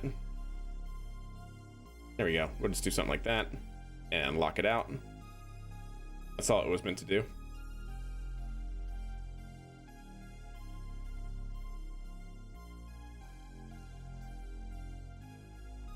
Looking good, chat. Looking good.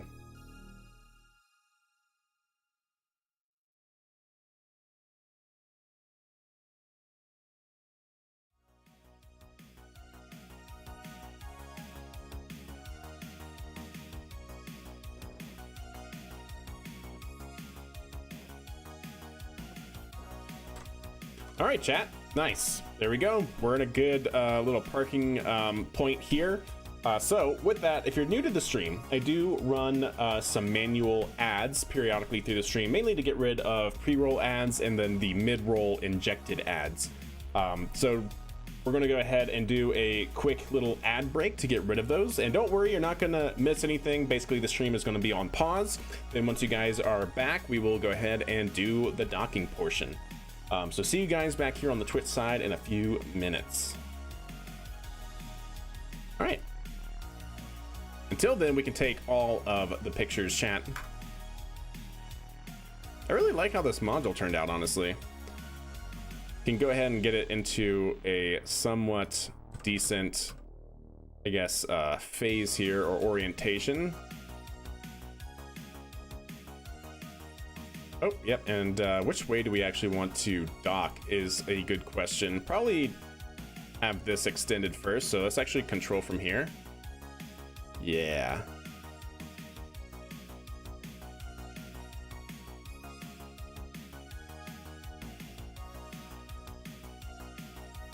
Okay, that looks good.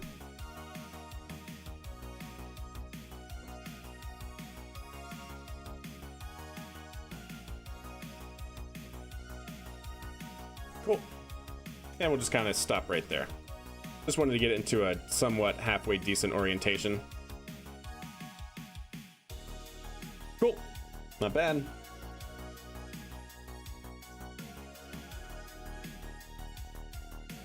Got the one sad little solar array.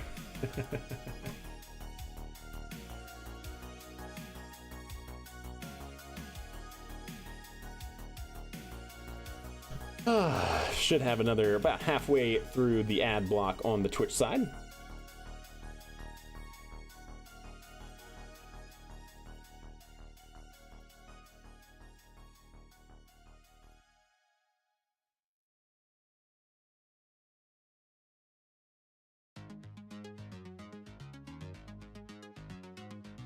Cool.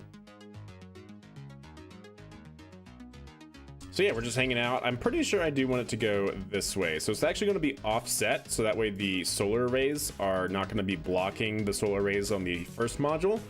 And then we'll actually dock it this module first, or this part of the module first, so that way we extend out and have more room for other modules to come into play. I think that's how we're going to do it, right?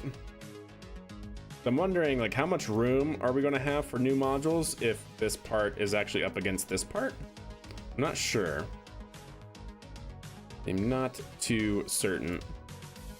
Like, it might be totally fine, but I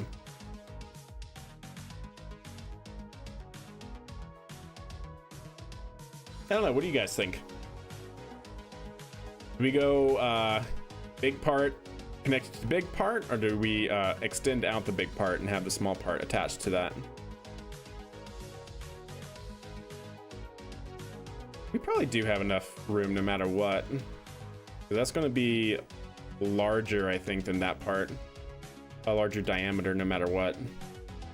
But it probably doesn't really matter. Small to big.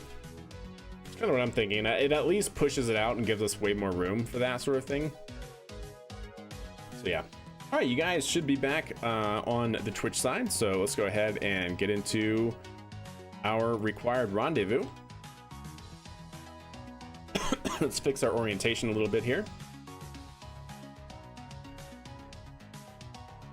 There we go. Something like that.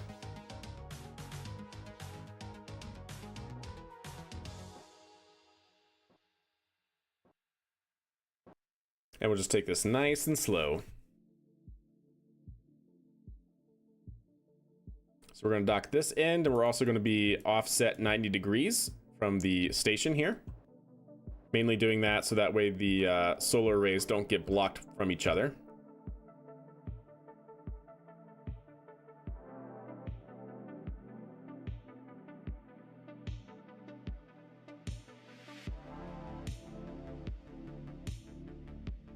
Okay, looking good.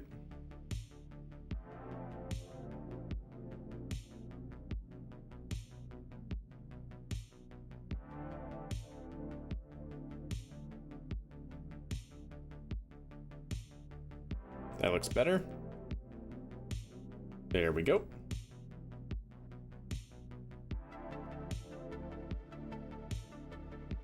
Not bad.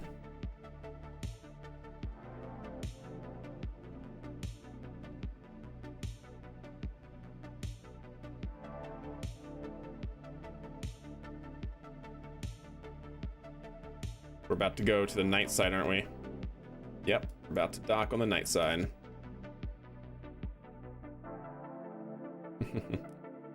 Cool. Oh, that actually looks brilliant.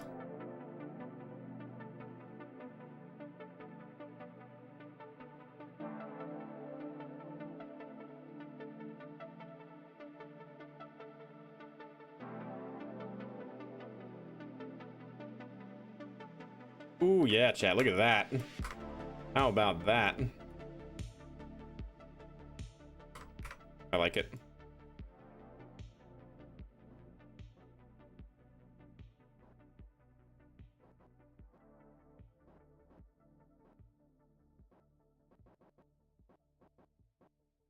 Okay, looking good. Take it nice and easy.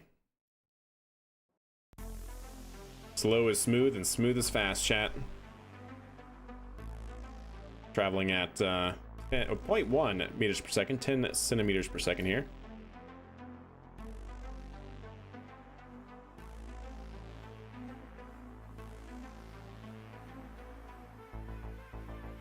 Port camera? Oh, I forgot. Oh my goodness, chat. How about that?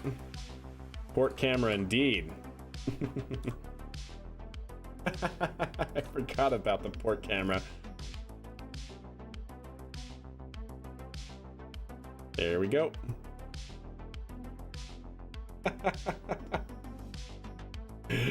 Oh, awesome. There we go. Easy peasy. Yeah, I like it. I like it.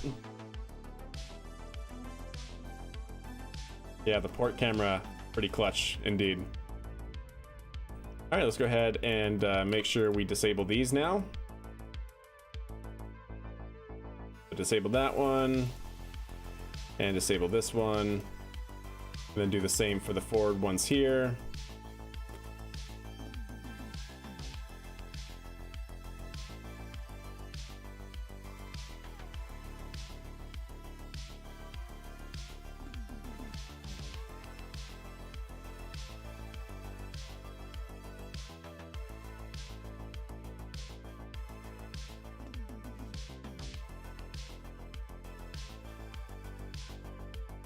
There we go.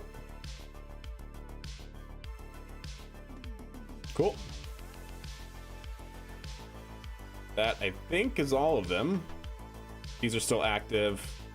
Those are active. Those are active. That's fine. Okay. Awesome. Well then, how about that, chat? How about that?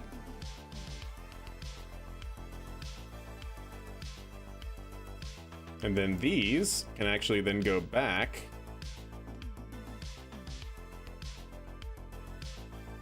Like that. To give that docking port more room. Yes. Oh, it works, chat. It works. Yo, Snackless coming in with a Twitch Prime subscription. Thank you, Snackless. How are you doing? Coming in for 10 Kerbal years of support. Much love. Much love. Nice. That's brilliant. They can uninstall them? Oh, okay, nice, nice. That's true. I didn't think about that. They probably don't need to be that far, right? Because I think that's going to actually scrape. So let's do maybe a little bit less. Go like halfway, something like that.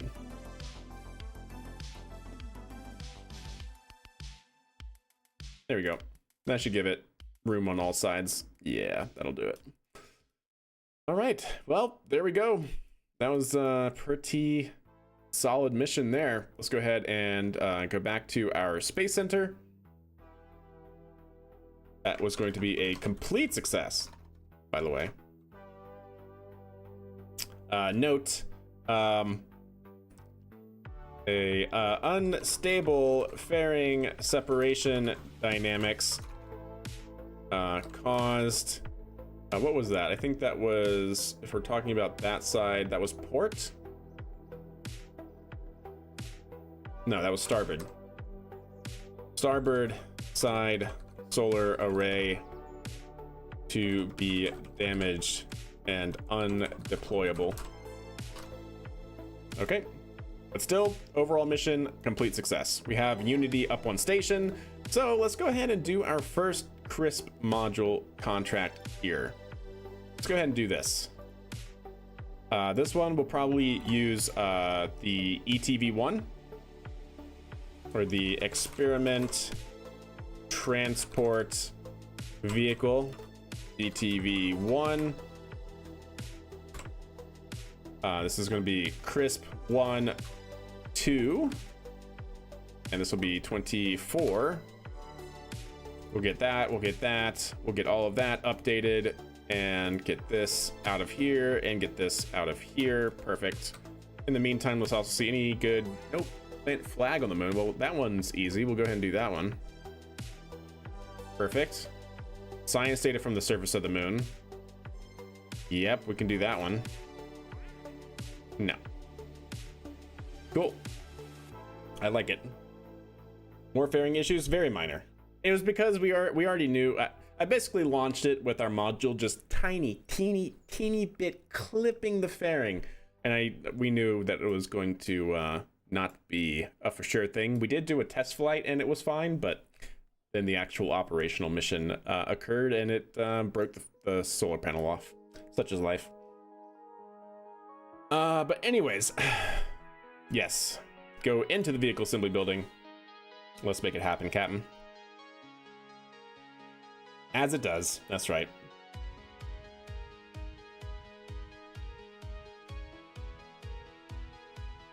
As it certainly does. All right, so same launch vehicle chat, the Minerva, but now with a new payload.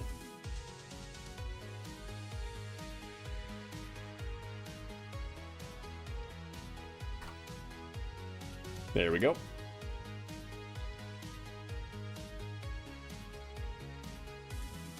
We're going to be launching ETV1.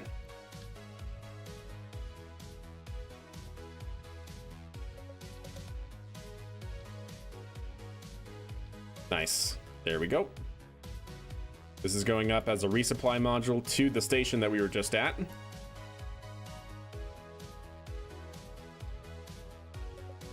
Looks pretty good.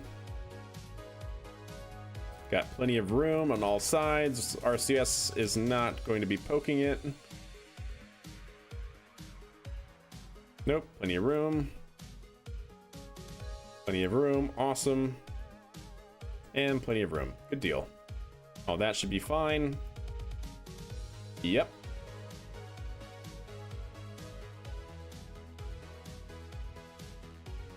And let's go into here and grab one of the parts and do auto stretch just to make sure we're good. Okay, I like it. They are pretty immense. Yeah, so this is actually a viewer submitted payload. So if you guys are new to the stream, you go to my Discord, !Discord. Under the Kerbal Space Program category, there's community payloads. I tried to emulate, like I said, real life to a very certain extent. You know, I work in the industry. I know how a lot of these things, you know, work in terms of like the process. So what I do, what we just finished doing for the first time was what we call a part of the CSEP, or Community Services Engagement Program. Literally, I provide a RFP, or a request for proposals. I give requirements for a mission that I need to have performed, and then chat provides responses, basically submits potential solutions to this contracted opportunity. So we went through, we had a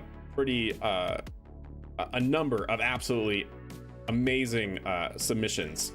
So you can actually go on here and see the last submissions here, which they can bring up here as well. So these were the submissions from viewers. So we had this one from a viewer named RJ, who submitted this little guy called Scuds, which is pretty awesome. We also had this guy from Dwarfman called the ARTV. We had two from Mad Chad, the mod in chat. This massive chonker of a system that could do 2.5 tons fully loaded of payload. Also this one, a fully reusable version, which I really digged. We had this one from Snackless.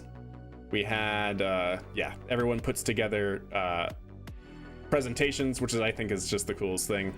We had this one from Torlov, and then last but not least, the one that we're about to launch from Deke, called the ETV, or Experiment Transfer Vehicle. So basically I went through and scored everybody's, because I can only do so many. And we had our top 3 winners here each get 2 flights for this particular mission and contract. So yeah, the other one is now in the draft form for until Wednesday. So feel free to ask questions, feel free to ask for clarifications. This is basically the question and answer period, if you will. Here's the draft RFP for this next part, which is supposed to be payloads to the Mooner surface, or I should say platforms to carry supplies down to the Mooner and Minmus surface. And I have requirements for you to look over and peruse. But yeah, the first round I think went very successfully, and all that stuff. I paid for the fairing, I use all the fairing. Hey, that understandable. Thanks, Jeebs. Indeed, we try to do it right here, I guess. All right, that looks good to me, chat. So let's go ahead and save it. I need to, speaking of documentation, get our mission log up and running here. Also, why is this angry at me? Stop it. Stop it. Why is it angry at me? Whatever. All right. So yeah, speaking of documentation, we do have our mission log here. So this is going to be a 90,954 Kerbuck launch. I need to get the overall mass, which I actually already have because the viewer is awesome and provided that information. It is 8.53 metric tons. All of this should be fine. This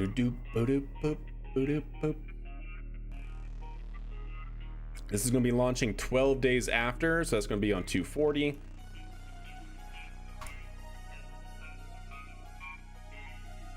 Yeah, you can do !log in chat as well. And you can get this document here, which has not only the rules that I play the KSP save by, but also every single launch that we have launched to date in this save as well. So if you're interested in documentation, go ahead and save it and launch it. You love community builds like this? It's awesome, right? I really dig it as well. What's Max Serva's diameter? I do need to make Max Serva's, what do you call it? Specification sheet, I guess, if you will. I have not done that yet, but it is on Kerbalex. The Max Serva one is on Kerbalex. If you wanted to just download the craft file, but I want to say it's a 3.75 meter base but I basically created a fairing shell around the entire vehicle, which is slightly larger than 3.75. I want to say it's like 3.9 meter diameter, but I'd have to confirm that. All right. And time warp to day 240.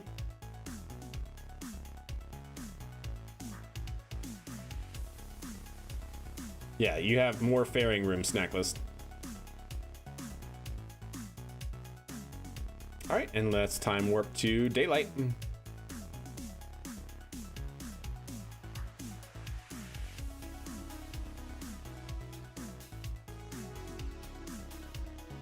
I have the docking port to say, yeah, because I don't want it to, because we run things autonomously, I don't want it to accidentally go. But that is one thing. I should have checked my staging, and then I did not. That should go like that. There we go. Yep, that looks good. All right, chat. I need a go from chat, or we go for launch. Set as target. We will actually wait here to kind of get a little bit better in phase with Capstone Station. Basically, once it's right here over the Curbific Ocean. Or the Curb-African Ocean. I don't know. Whatever you want to call it. We are go. We are getting a go from YouTube. We are also getting a go from Twitch. All systems are looking normal. Range is green. Minor update to our flight window. Hour 4:48. All systems looking good. All right. Minerva 1 is go for launch. Make sure, speaking of documentation, 24 crisp 1-2. Awesome. Very good. And now we hurry up and wait, chat. T-minus 1 minute. Yep, so it should be just out in front of us by the time we get to orbit. The Curb-Pacific and the Curb-Atlantic Oceans, yes. But this is also, it looks like Africa, right? So with this, so if this is Curb-Africa, then this would technically be the Curb-Atlantic, and this would technically be the Curb-Indian? I don't know.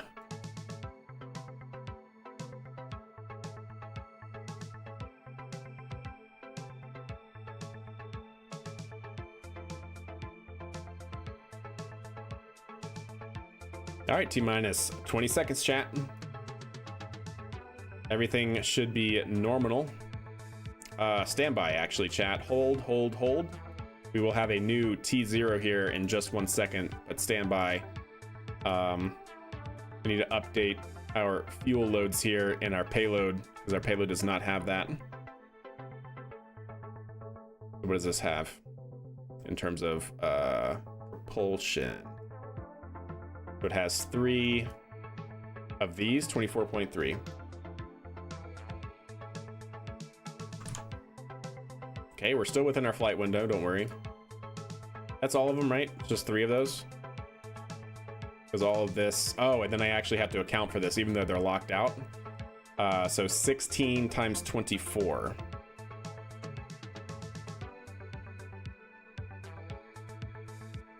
Plus 16 times 24 to account for all of those.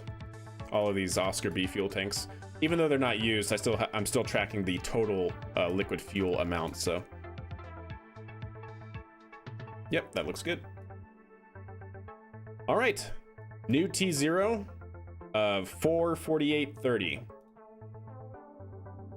T-minus 35 seconds. Just a minor switch in the flight software.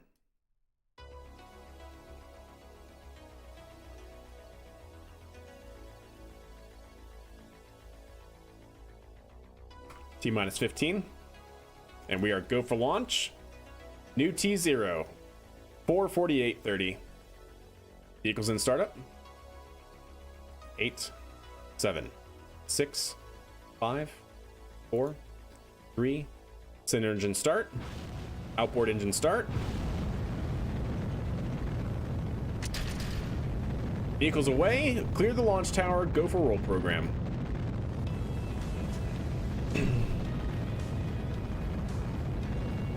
Vehicles looking good. All systems nominal. Vehicles now pitching down range.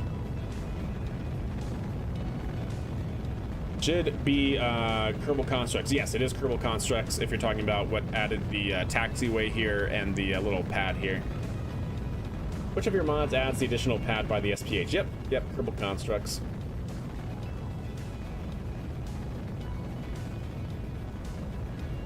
Do I not have Kerbal Constructs in the mod list? Oh, I don't. I need to change that. But yes, it is Kerbal Constructs. What kinds of telemetry do you get from the Python script? So you get pretty much anything you could want. What I am tracking for this mission if I go into mission.py, surface altitude, overall mean sea level altitude, apoapsis, velocity, vertical velocity, horizontal velocity, and periapsis altitude. But it gives you pretty much anything you can want. It gives you yaw, pitch, roll. It gives you, I mean, you name it, you know? Or even if it doesn't have it by game or by package outputs, you could calculate pretty much anything, right? Never seen a flight be automated?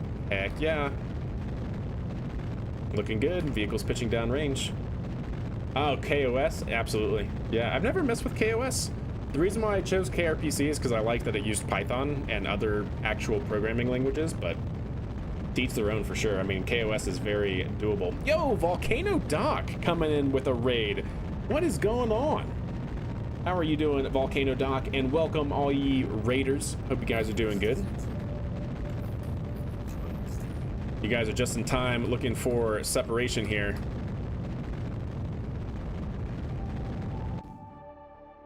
That's Miko.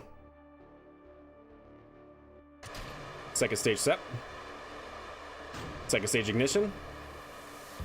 And we should see fairing pop here shortly. Fairing to separation. Woo! Ooh, that's nice. What's up, Ivan? How are you doing? How are you guys doing coming from Volcano Doc on the Twitch side? Hope you're doing super good. What were y'all up to today? Vehicles pitching down range.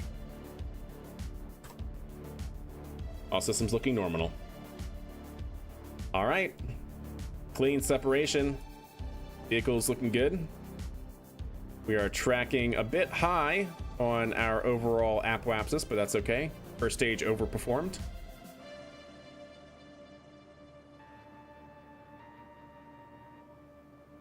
In 1/4 scale, absolutely. I get that, Tiny. That'd be pretty amazing to get to that point for sure.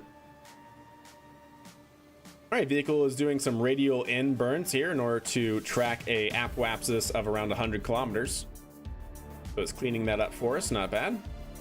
This is all automated, by the way, using Python.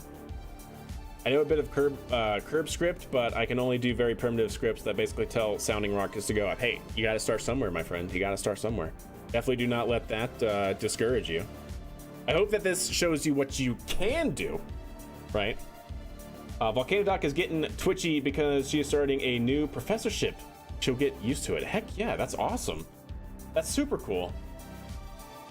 What is she getting into a professorship for?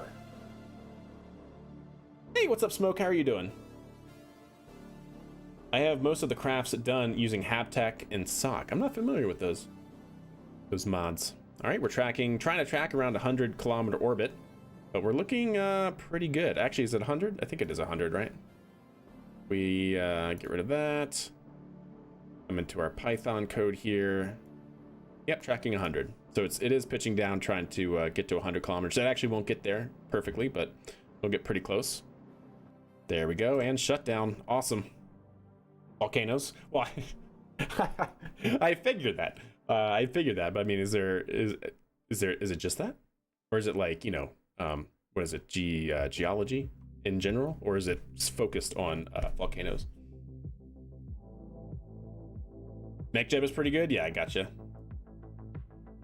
Haptech is wow, I cannot English tonight, chat. Is stock-alike ISS parts. Is stock-alike orbiter construction kit for making space shuttles. Oh, that's cool. That's cool. MechJeb is as sophisticated as I get. Hey, there's no wrong way to play KSP, all right?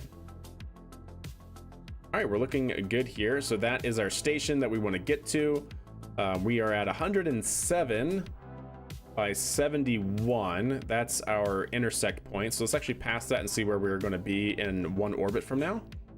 Cool. So let's actually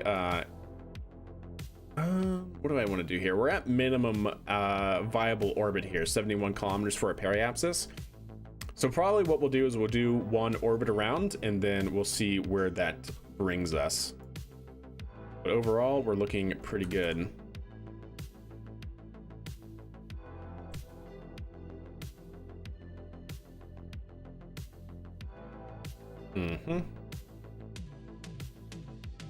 Let's actually even do a minor burn here at periapsis to bring our apoapsis up to the desired, so 112. So we got about 5 kilometers to burn here. So let's do that. We'll use our stage for it. We got plenty of delta V and everything for it, so not a problem. I couldn't look her up and get the details. She doesn't yet realize that as a professor at a real research school, she will be worldwide visible in a year or so. That is true. That is true. That's awesome. Good for her. That's pretty sick.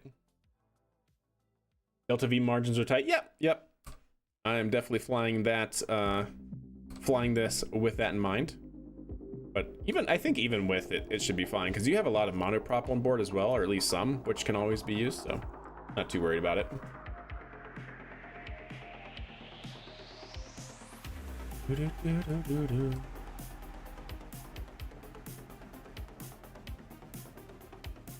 Okay. Go ahead and settle the tanks here and then do an immediate burn. Tanks are settled and actually, you know what? We could just do it with a little RCS control, I think. No, it's not. Yeah, 113, not bad. Just a very quick on-off of the primary engine on the second stage here. That should help close the apoapsis gap that we have, or that we would have otherwise. Because we need to be a little bit off here. That should be fine. We're at least a lot closer than we were. Even if we also have a slight inclination change to do, 1 degree, which is not bad either. So we'll go ahead and do that on the go around as well. Yeah, let's go ahead and set a maneuver up. What? I did not click on the moon game, thank you. I would love to click on Kerbin though, to focus on Kerbin. There we go. Good. How did you? What? All right, so right about here on the descending node, we're going to add a maneuver, clean that up a bit. 0.1 degrees. There we go. And then also, that seems pretty good. 113 kilometers right there. That's actually really, really close. 113, and we need it to be what, 112, I think? Why isn't it showing me the other one? There we go. Before the station. Why isn't it showing me the stations? Or am I just blind? Oh, there it is. I am just blind. 112. Okay, cool. 112, not bad.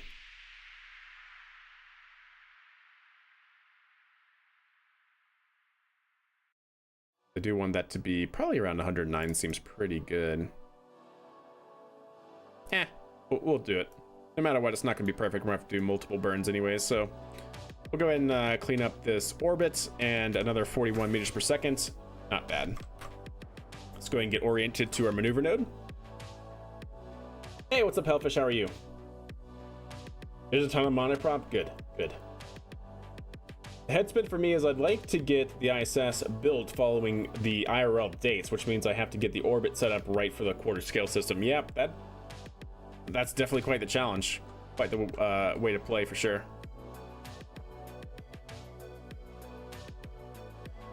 There we go. Get oriented there. And then we have 7 minutes to do a 2-second burn here for 41 meters per second. Cool.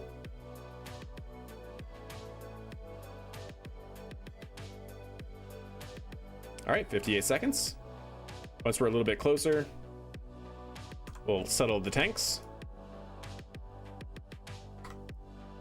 It's a good looking spacecraft.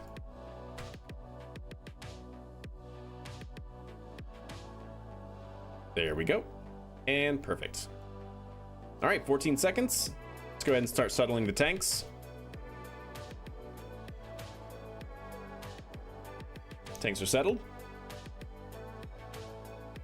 Did the plane change put me in the atmosphere? Probably, but we're gonna get up to our apoapsis beforehand.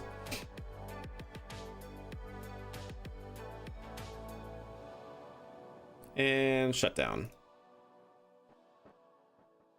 So now, yep, 0.1 degrees, not bad. 67, apoapsis is here, but we're actually going to be target position, and that's our intersect. Okay, cool. So now let's go back to apoapsis, add a maneuver, get up to 81, and then we'll see what we can do. This one, we might be able to just, it's 0.8 seconds, so it's literally going to be fire the engine, shut it off. So another very minor orbital maneuver change. Do you have a mod that makes ullage required, or just for fun? Just for fun. I know there is a mod that kind of does that sort of thing, but no, we just do it for funs. Do it for funsies.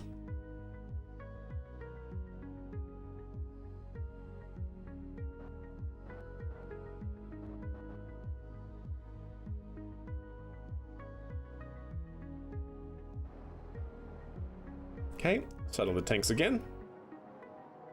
And engine start and shut down. Perfect. 81, that looks pretty solid. All right, let's go ahead and pass this and see where that's going to leave us. How are we doing on electrical charge? We're fine. All right, so another one single orbit around. And then once we get back around to here, we should be able to bring it into something like that. 4.7, 1.6, 1.4, 1.3, pretty good. 1.3 at 3 meters per second. I like it. 2 meters per second. Heck yeah. That's a good standoff for an initial rendezvous. So that's going to be in 31 minutes. Let's go ahead and get oriented with that way.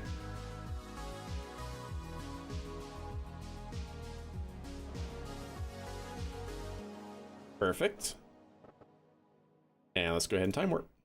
This should be the last of the primary maneuvers that we have to do for rendezvous. We can then probably at that point separate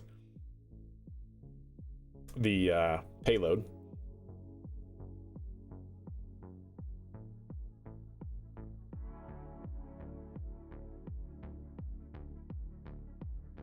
All right, stop. Thank you. Go ahead and get reoriented here. Plenty of electrical charge. All right. Cool.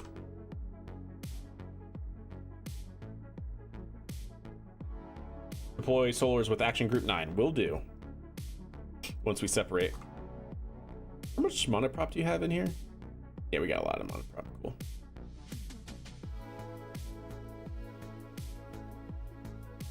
Yeah, I saw it. Yeah. Cool. 1, 2, 3 monoprops. At 17.4. Yeah, okay. Very good, very good. 1.3 kilometers at 2.1. I like it. Let's make it happen. And once again, another 1 second burn. Quick startup and shut down. Perfect. Now we clean that up with a little RCS.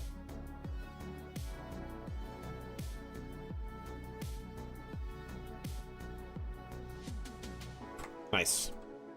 All right. Well, with that, chat, I think it's time to separate.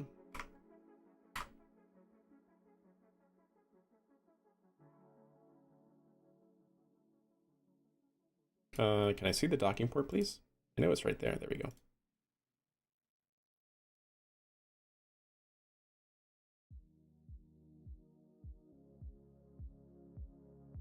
Okay.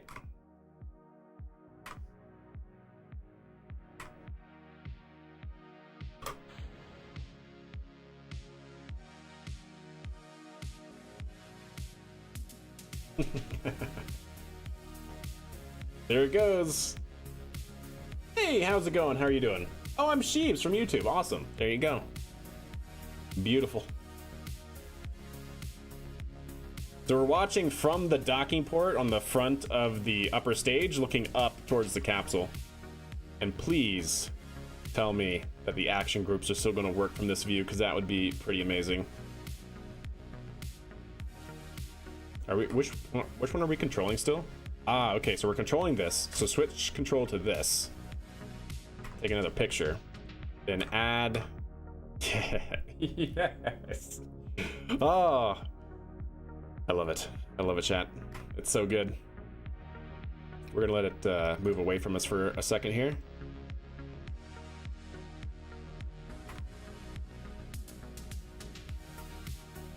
All right, and we're go for solar array deployment.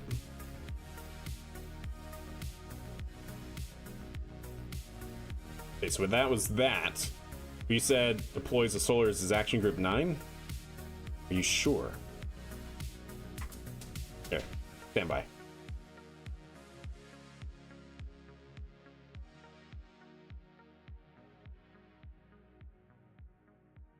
Don't worry. Don't worry, we can still do it. Extend. Extend. Extend. Extend. There we go.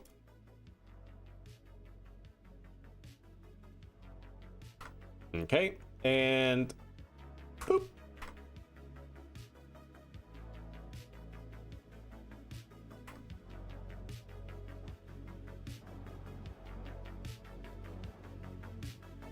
Nice. I like it. I like it a lot.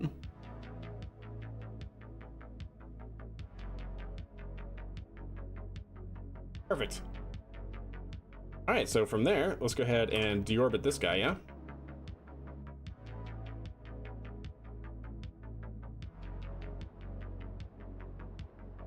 Safe operations, chat, don't worry about it.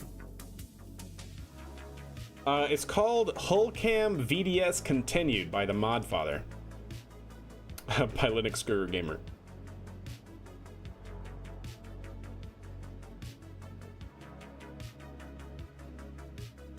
There we go. Where'd it go? Oh, there it is. I was about to say, it really zoomed out of here. All right. Well, this is now got to catch up to the station, chat. Capstone right in front of it. Set as target. Yep, we're gonna be 1.4 at 3. Go ahead and time warp around. We should be good on all consumables. We are. Get that up. And time warp.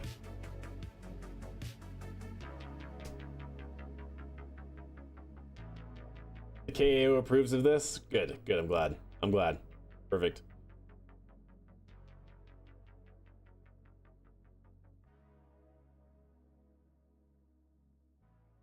No, I think you may have as well, Sheeb. I don't think you're behind. Or if you are, it's not too much. Was crossfeed enabled? Oh, you're talking about these? No, it's because, unfortunately, no matter what, monoprop drains from all monoprop tanks. Unless you lock them out. I should have locked them out. I thought about it. I didn't. So that's on me. But I think we still have plenty to do the docking. But no, unfortunately, unless you lock out monoprop tanks, if you have RCS on, it'll just always drain from it. But the fuel and oxidizer looks good. I think, right?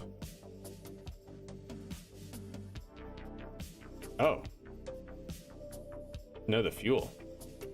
Oh. Interesting. Interesting. Maybe it was. That's on me, don't worry about it. It's fine, indeed. Don't worry about it. We'll make it work. We'll do with what we got. Okay.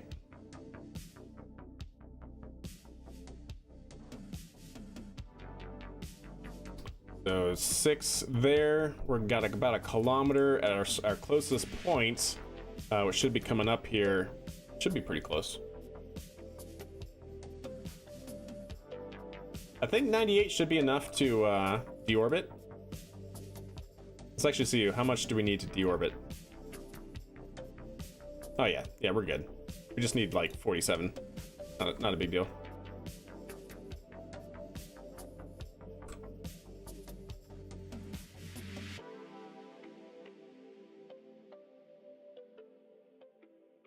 Okay, looking good.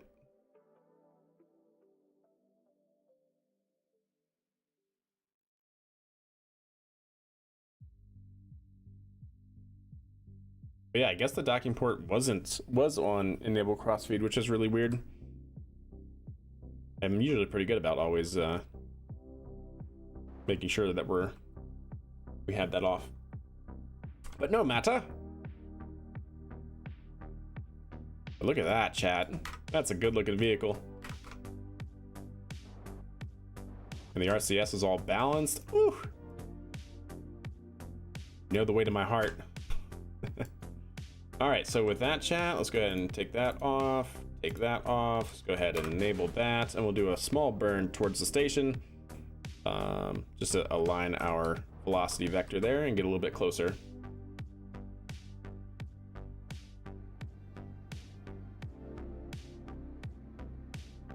There we go. That seems pretty good. 6 meters per second at 377 meters. I like it. Yep, this was Mechanical Jebediah's submitted solution to our CRISP contract. But yeah, this is his payload. And a functioning spacecraft, ain't that the truth?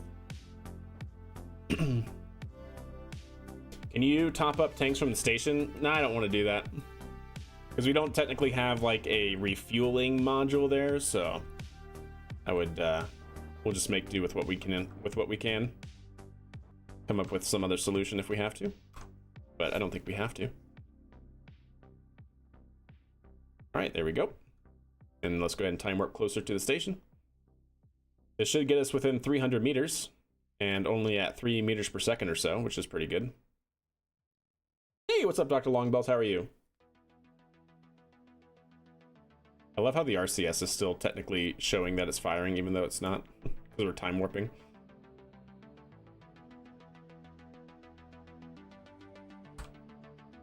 Okay, let's go ahead and stop right about there. Do another short burn. Okay, now that should allow us to rotate, aim towards the station, and do another minor burn. There's like a half-hour RCS burn time. Yeah, it seems it seems so.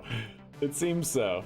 Especially with how I generally fly, right? Like very deliberate burns, very small, short bursts. Yeah, should last us a while. All right, there we go. And let's go ahead and use a little RCS to move forward.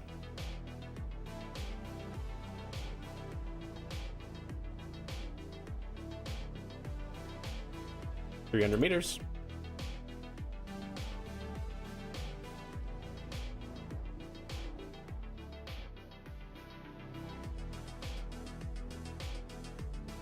We don't know if you have the comms to do it. Yeah, comms in this game, definitely managing that is tough. There we go, we're within 300 meters separation.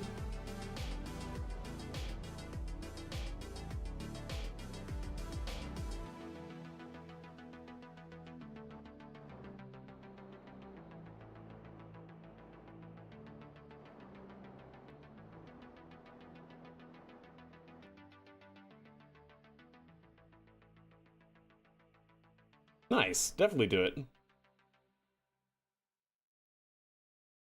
You had locked out monoprop parts. Yeah, I guess I could, Andrew. I guess I could if we had to. I guess with me, like, the station wasn't really designed to refuel, right? And so because of that, in my mind, I'm like, you know, in terms of plausible realism or whatever you want to call it, it's like, that wouldn't necessarily be the greatest move to try and do that.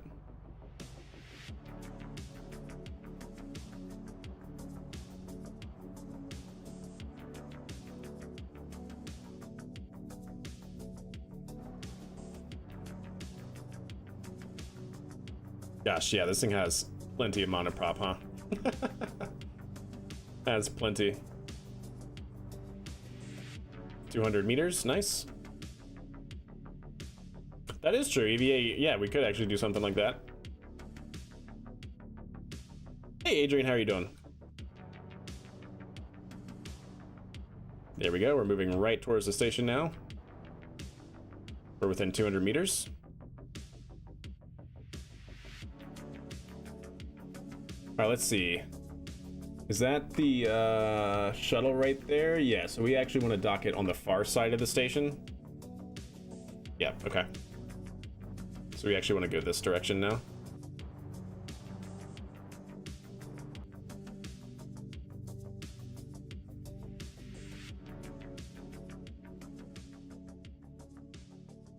There we go.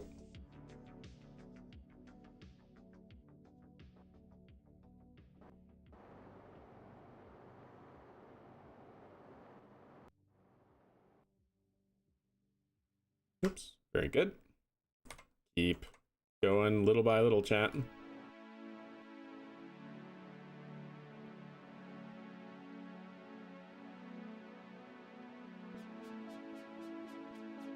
Within 190 meters. Keep time warping.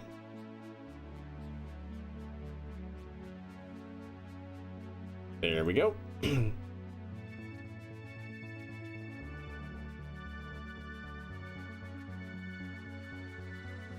Not bad. I fly similarly, but way different rendezvous, probably because I use MechJeb. Yours seems more efficient.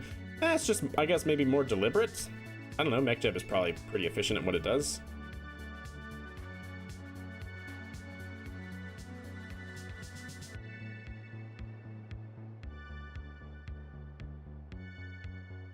There we go, slowing down and getting closer to the station at the same time. I like it. I also typically fly with SAS off, right? So we can get the natural rotation dynamics of the RCS, which makes it definitely way nicer on fuel consumption because you're not having the SAS try to constantly stabilize you, which means it's thrusting back and forth, right? So SAS off and just let the dynamics rotate the spacecraft naturally and take advantage of that. There we go, 130 meters, I like it.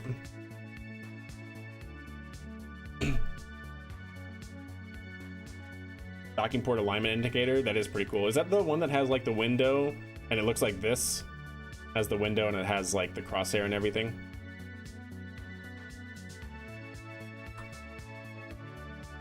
All right, not bad, chat. Let's go ahead and get oriented with the station again, and we'll burn towards the station again. Try and get within less than 100 meters. I want to fly more realistic rendezvous, but I don't really understand all the things in that. A class I am taking, though, this semester, we were talking about the shuttle rendezvous stuff. Nice. That's awesome. Yeah.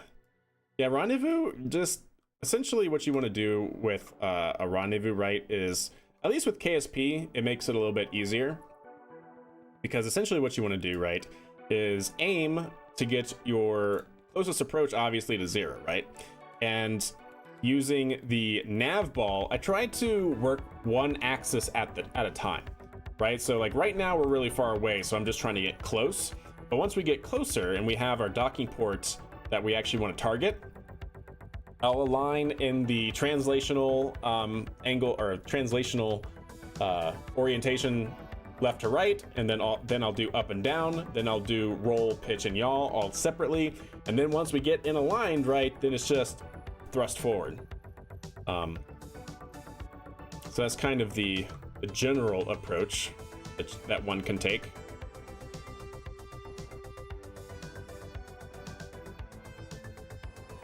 All right, now that we're here, let's go ahead and aim for that docking port if I can. Perfect. Then let's get into a locked mode.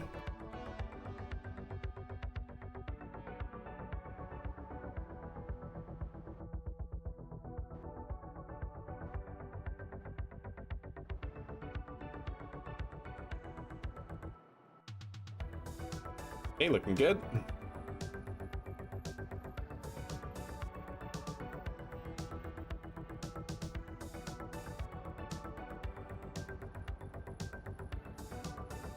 Nulling out my velocities.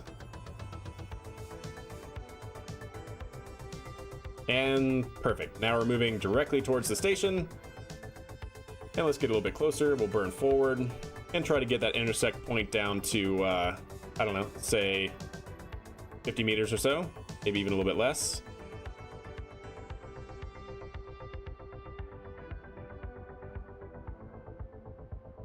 Looking good. We'll go with that. We'll go ahead and time warp, see which direction our velocity is moving. So it's starting to slip to the right. So we'll stop there and nullify that, get it back on track. Now we're going to be within 30 meters at closest approach. Now 20 meters at closest approach. Time warp some more. Keep drifting. Don't worry about the RCS. It's not actually firing. I'm time warping here. There we go. I'm a little low, so let's go up and over. And we can start slowing down as well. And then basically just translate sideways. Expendable and proud, that's right. Ah, hydrazine, my beloved, exactly. Adapt, improvise, overcome. Ooh, ah, that's right. I've done Apollo Rendezvous and Orbiter and kind of understand it, but they use two different profiles, so it's like twice to learn. Yeah, and then you got to worry about R bar and V bar. At least with KSP, like I don't worry about the whole R bar and V bar approach, right? Because that requires you to get your other vehicle into a perpetual locked prograde position, and that's unfortunately not possible because you can't control both vehicles at the same time. So I just don't even worry about that.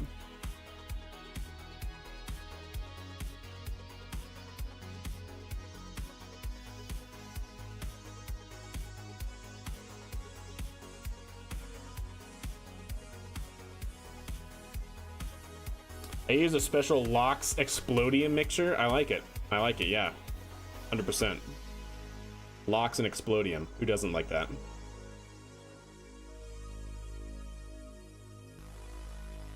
Should try Orbiter? Yeah. Me too. I've seen good things about it. I just haven't done it myself yet.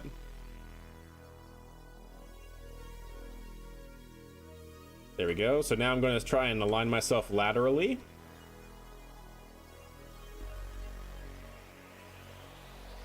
We're basically already at the orientation I want for the most part.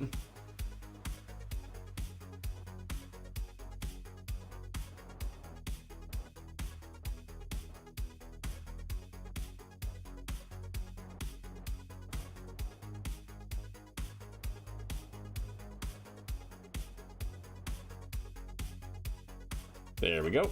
Just about there.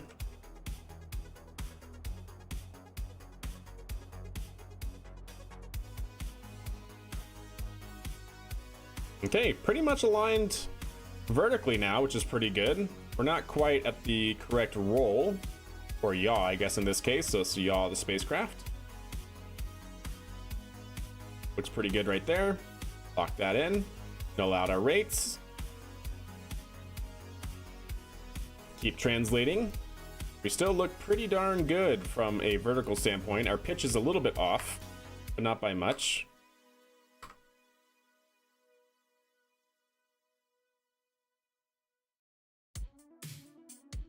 That's from the station chat.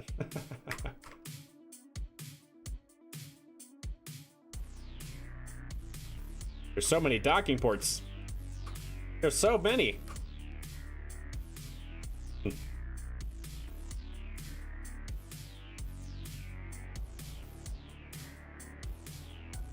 There we go. Now we're pretty much aligned laterally, and now we move right towards the station.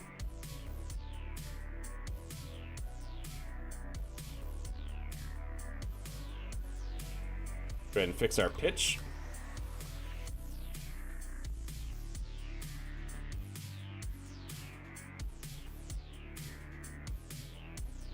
Continue pitching down. Lock that in, null out our rates. Go ahead and fix our yaw again. Nice and easy. Lock that in. All right.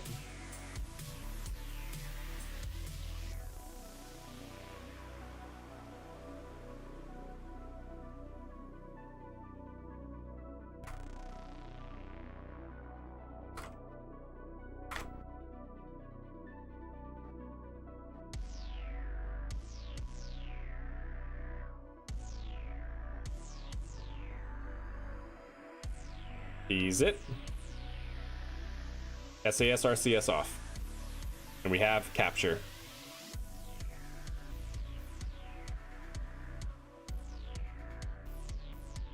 There it is. Perfect. Like a glove, chat, even with us being right next to the solar array. Not bad. Not bad.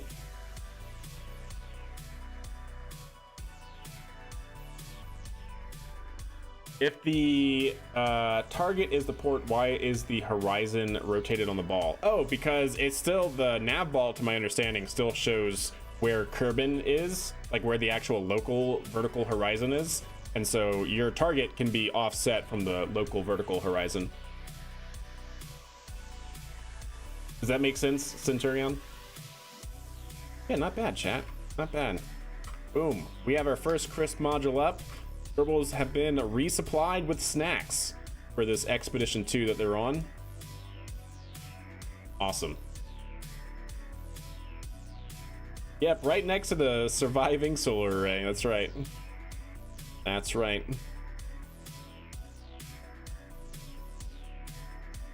I forgot to turn on the light. No, you did. No, you forgot to turn on the light. Uno reverse card. You wish they had IDA style docking ports. That'd be pretty cool, yeah. Where you could retract the docking ring. Yes, indeed. All right, chat. Well, there we go. Successful mission all around. Gerbils have been resupplied. Let's go here to Expedition 2. So this can now be increased by 40 days, so 108 days actual, with CRISP 1-2. All right, there we go. Extending the mission duration. Yeah, that's on point. High five, chat. Boop. All right. Well, with that, chat, bring it back to the Space Center. Let's see what contracts we have that we can fulfill real quick, because I think we have a few easy ones, like send some science back from the surface of the moon. And it's like, okay, well, we already have rovers there, so why not?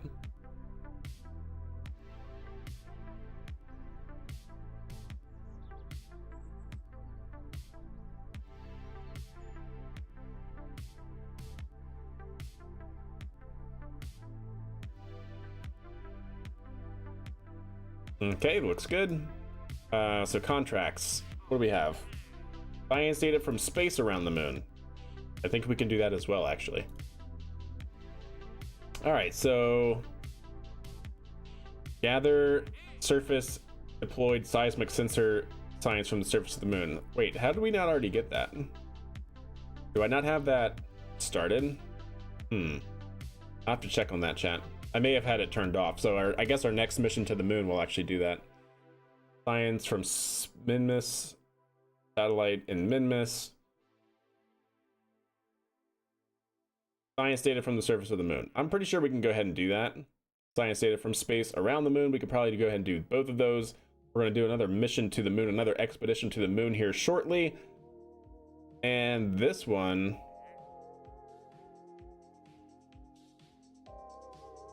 we can actually we're going to do this mission as well. So yeah, we'll do a lot of missions here. We'll do like one flight and complete at least 2 or 3 missions, which is pretty good. So let's go to the tracking station. We need to go to our rover that's on the surface of the moon, because then we can just send a quick temperature survey. Let's do that. MER3. You have 29. Oh, that's what it was, Andrew. Thank you. We have 29%, but we need to, yeah, we need to crash another module there. Another upper stage, so to speak. Yep, thank you for that. Totally forgot. That's how that works. That's how that works. All right, there's our old lander. Let's go ahead and grab from our rover a quick temperature and send it. And there we go. We just got another contract complete.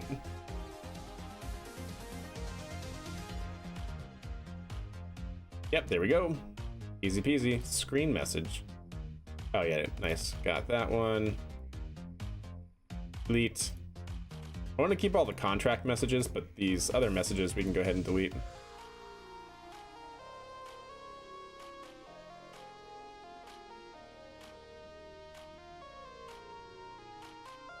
Okay.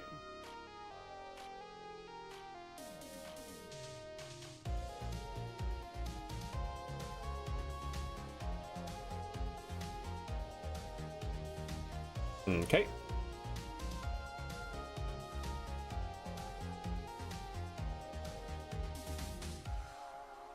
Cool. And some more, just cleaning up some of these messages here. Cool, there we go. Not bad. In my Gmail inbox, there you go. Nice. You don't want to see my Gmail. Like 9,000. Over 9,000, chat. Okay. And then let's go here, switch to, I think we can get science around the surface of the moon. Ideally. We'll see. If it has a single science instrument, we can do that. And I don't think I can actually run this, can I? I don't think I can actually run this, chat. Oh, I can? But I can't send it all? Okay, cool.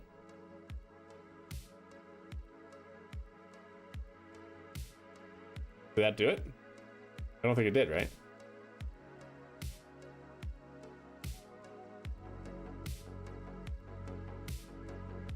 Yeah.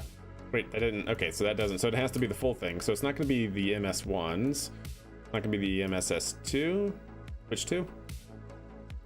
It is over 9,000, yeah. Thanks, indeed. A little relay sat. Now we have our comm sat here. This should have plenty more. Let's actually even rotate it towards the sun just to make sure we're getting our battery fully charged.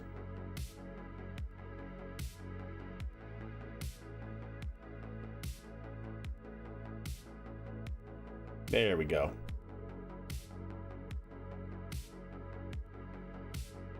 Perfect.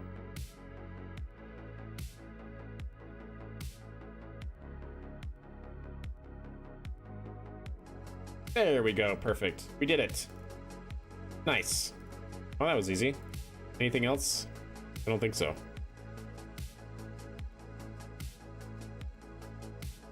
Oh, wow, chat.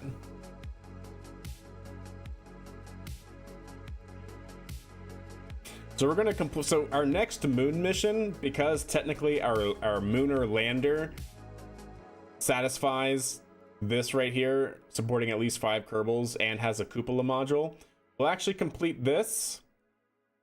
We will complete this. We'll complete this, and we should complete at least 3 contracts with just our lunar lander. Yeah, and we should be able to complete this as well. Nice. We'll be able to complete 3 or 4 contracts with the moon mission. Yes, all of the 16 galores. Yes, all of them. In fact, we need more, actually. We need more of them, actually. Yeah. You never have too much. Look at the little cube set. Indeed. All right, well, you know what, chat? Nothing to it but to do it. We'll just go ahead and send our lunar lander that way and complete a couple contracts tonight. I think that's that shall be the goal. All right, well, let's get that underway then. So we need DML 6. I think it's DML 6 on Max Serva. Yeah, DML 6, or yeah, that's what we want.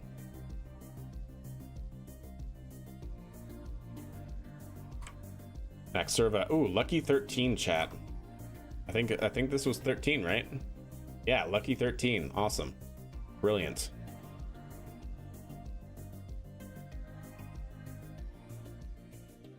Okay. That looks fine. That looks fine. Payload mass should be fine. We'll check all of this here shortly. This is going to be the S4 mission, I think. Let me triple check that. It'll be the S5, actually.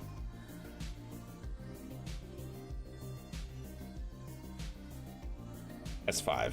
All right.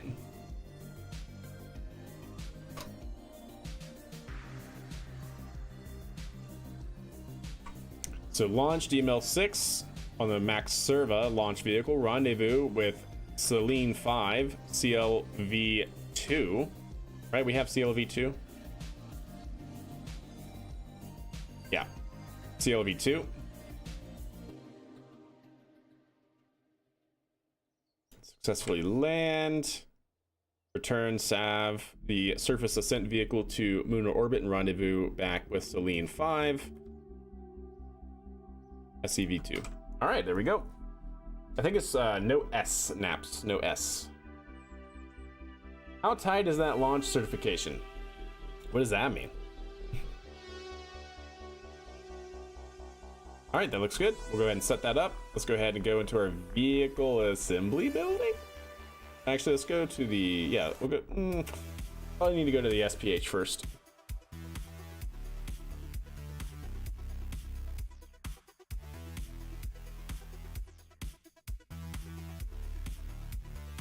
Let's load it in from the VAB.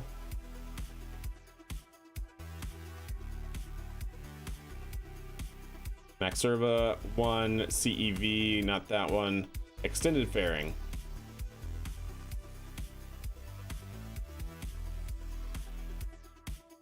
You were over a ton or two? In terms of what? Like, what are you using as your baseline?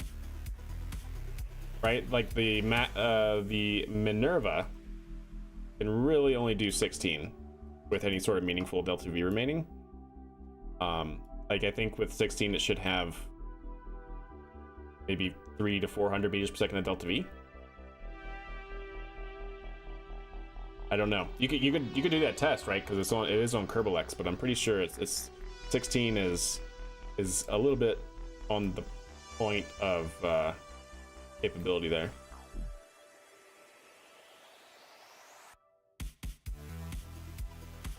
Yeah, I want to add some monoprop here.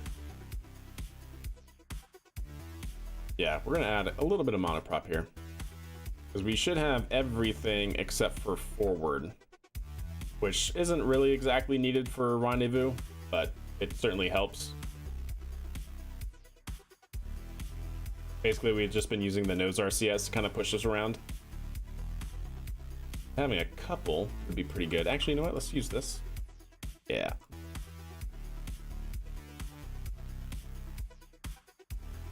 Why are you having trouble, huh? Oh, really? Interesting. Yeah, I want you here in 2 times symmetry.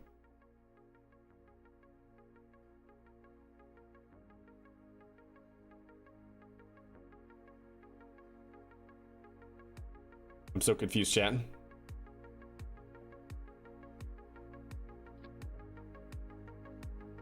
Why isn't that working in symmetry?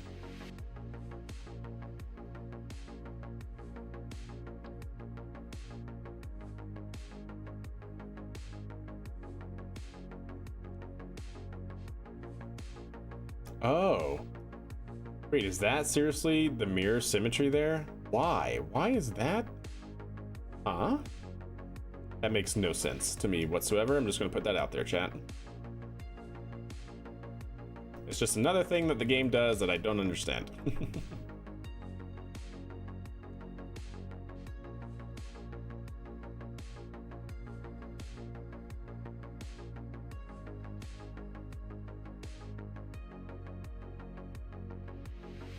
Okay.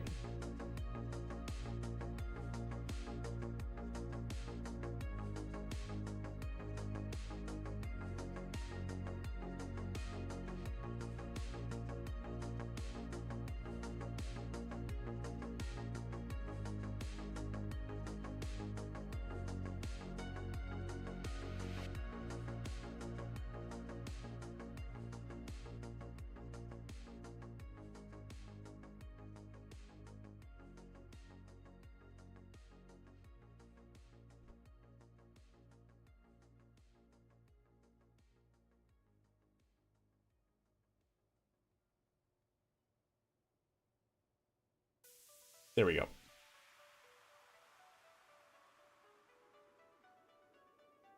You know what? No, unfortunately not, chat. I was really hoping that only gives us that. They don't have like a single one. We have to use this, I guess. All right, fine. Fine. I was trying to be fancy, chat. We just won't be fancy. No fancy feast.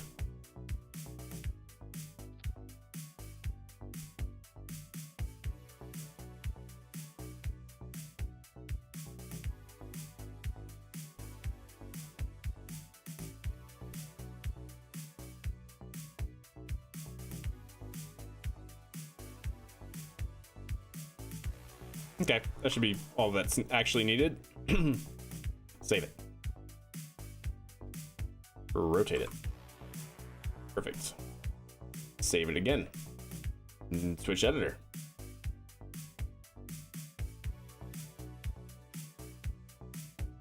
Oh, you have ads? Gosh dang it.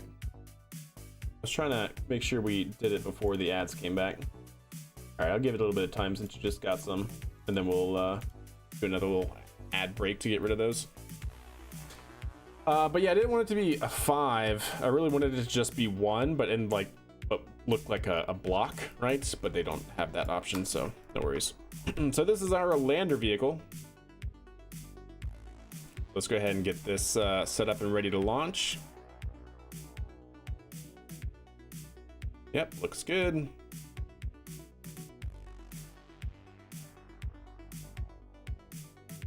I like it. Go ahead and save it. We're also going to need to add, we're going to need to add our cameras.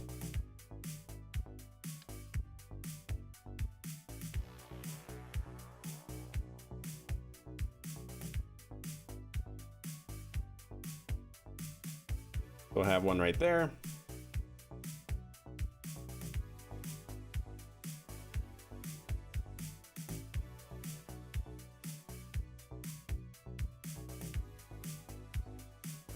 That looks good.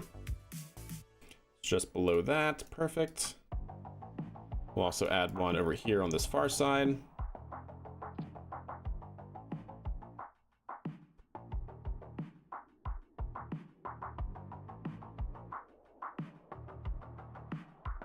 That looks pretty good.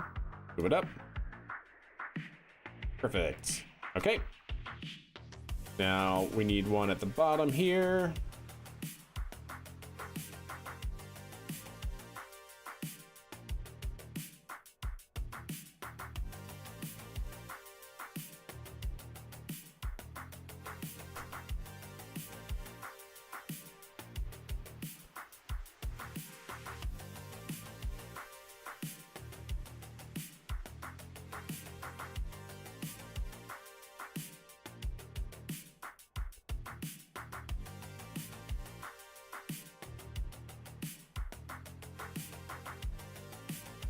Okay, that looks good. Very nice, chat. Very nice.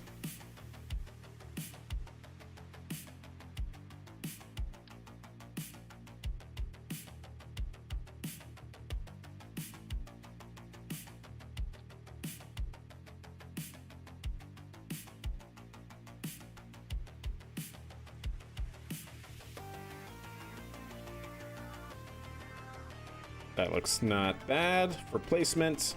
Trying to get the same placement that we have for the other ones for the most part.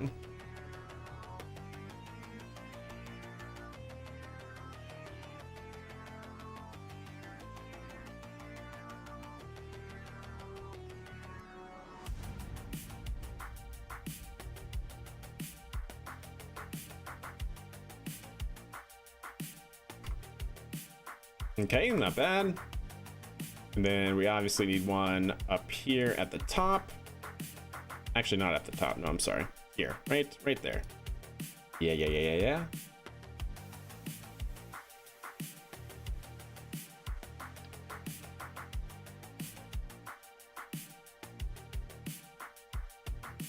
Okay, go ahead and save it. Put it out on the pad. Test the cameras. Oh, I also need a couple inside of here. Not a problem.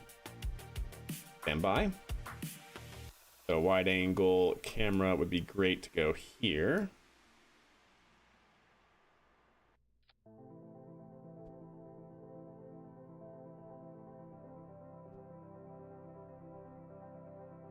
Make sure that doesn't actually hit anything. Nope. Not bad. Any thoughts to upgrade or use your Python-powered Falcon 9? Oh yeah. Oh yeah, I want to. Yeah, I want to get back into basically coding streams where we do a lot of that stuff. 100%. That is on the list of to-dos. Where is the lights? The lights, the lights, the lights. There it is.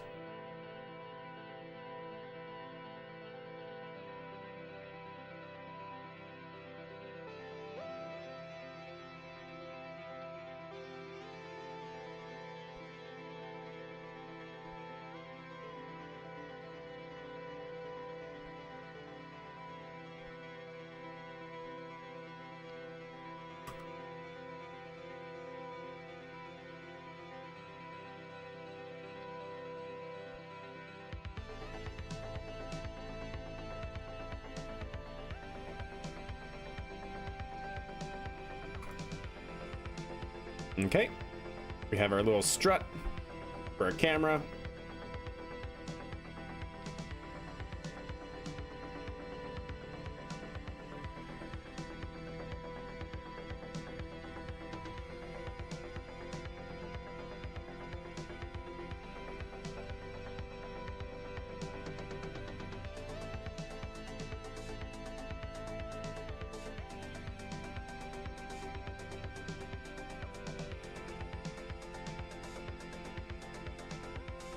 Okay, and last but not least, we need one on the bottom of our second stage here.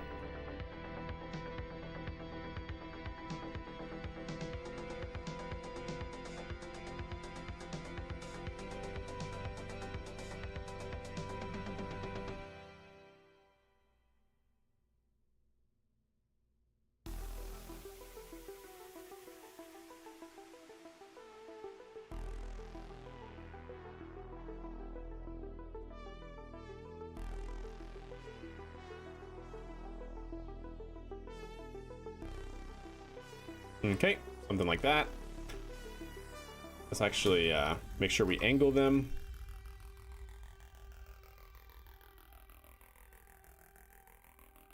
Okay, well, let's go with that, chat, and see what happens. Save it, put it on the launch pad, we'll check all the camera angles and all that jazz.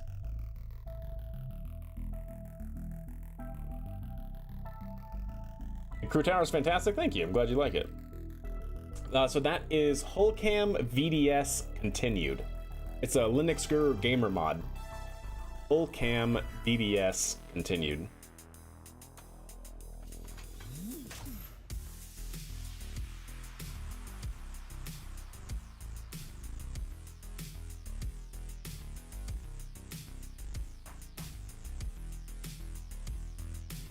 There we go. Valentina, what are you doing? Oh, that actually looks great. Nice. So that is inner stage looking down, the second stage looking down to the first stage. That's looking up the business end of the second stage. That's looking up at the payload. Awesome. So I need to flip that camera around on the top. Wait, which one is that? Because which one is this? Is this the one on the arm? I need to flip them all around, chat. Oh my god. Okay. So I guess so one of them was that one looking at the top, and then this one, I guess the Curb Pro needs to be flipped around as well, because it was, yeah, okay. Good to know, chat. Good to know. Revert, revert, and the one at the base as well.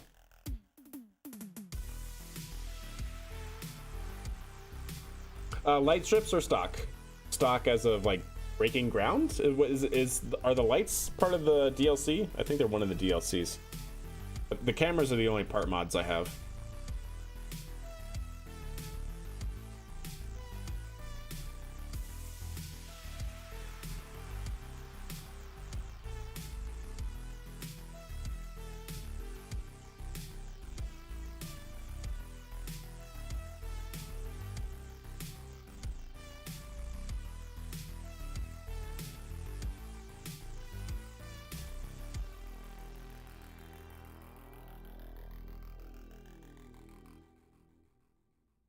There we go. Save. Cool. 196 is the new cost. 869. Giggity.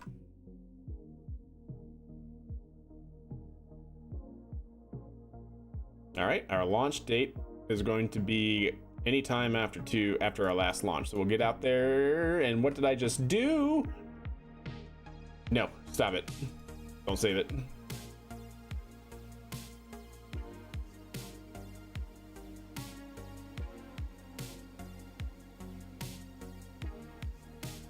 I've never seen them, silly me. Yeah, there you go. Yeah, Rambo, heck yes. All right, so what did that get rid of? We still have our cameras, okay. But I think I still need to rotate said camera. Actually, I think the cameras have been rotated. I think we're good, as is. Did the bottom one get rotated? I don't know if the bottom ones were rotated, chat. I think they were. I hope they were. Let's put it back out on the pad and we'll check it. Do one last check on the camera angles. Do y'all remember the recent update where some goober at Take-Two accidentally deleted all of Breaking Ground for like a day? No, I haven't seen that. Yeah, there are all sorts of horror stories like that using GitHub or some version control system where somebody accidentally, yeah. Pretty insane.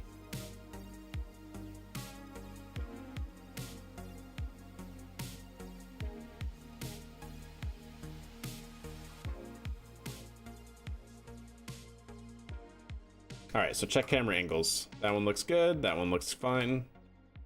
Yeah, that one's good. That one's good. That one's good. Hey, there we go. So that one now looks fantastic. That one looks good as well. And that one's right. Perfect. They're all good, chat. Cool. Quick revert. Let's bring out Valentina. We don't need them. This is going to launch without any crew. And yeah.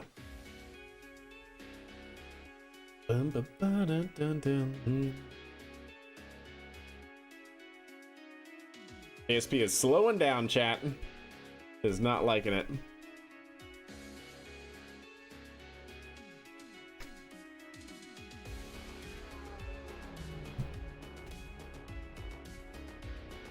Ooh, stretch it out, chat. All right. Let us check staging. That all looks good. That looks good. That looks good. Yeah. Kick stage goes. Main engines go. Ascent stage goes. All looks good to me. Okay. Let's make sure our flight systems are ready. We're not flying any Minerva. We're flying Max Serva. This will be launching to 0 inclination. Or however best it can.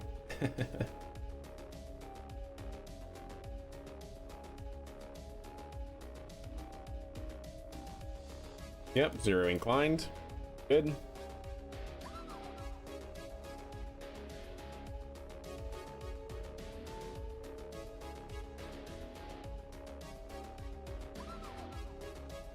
Okay.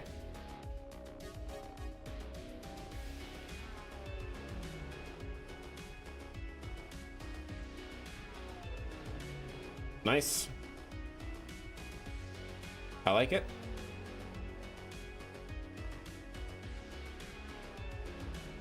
Everything is strutted into place.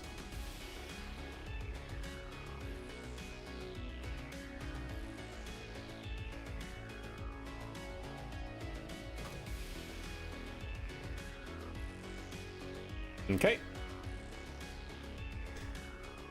Let's go ahead and save it. Let's go ahead and put it out on the pad, chat.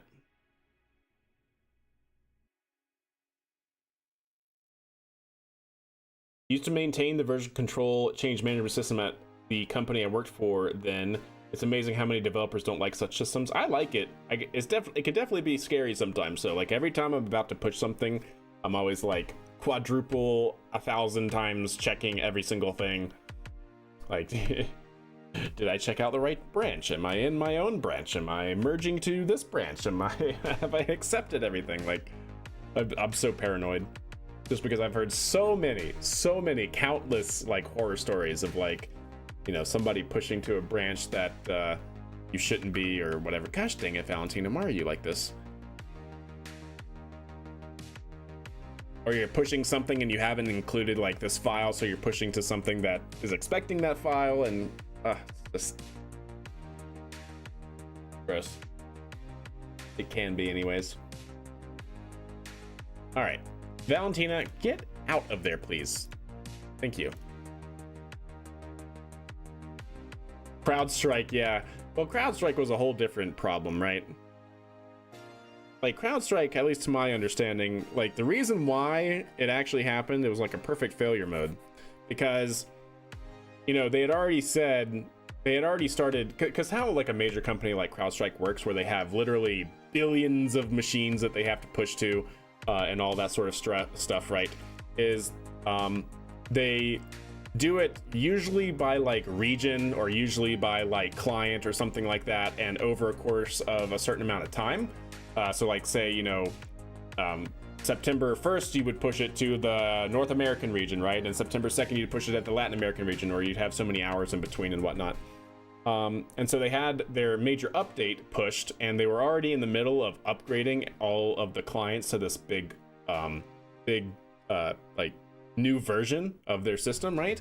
And there was a patch that had to be incrementally increased. But because they had already rolled out the major release to a whole bunch of different clients over the course of like the previous week or however long they stagger their updates, they just went ahead and pushed that update to all of those clients, to all of those regions without so instead of, like, normally if this thing were to happen, right, like how NASA would do something like this, or how like any sort of government agency does this, is you would roll the release forward, and then you would like test that release, right, and you'd have all that sort of stuff. But because they had already rolled that release forward and they needed this patch to go through, they just went ahead and pushed the patch through.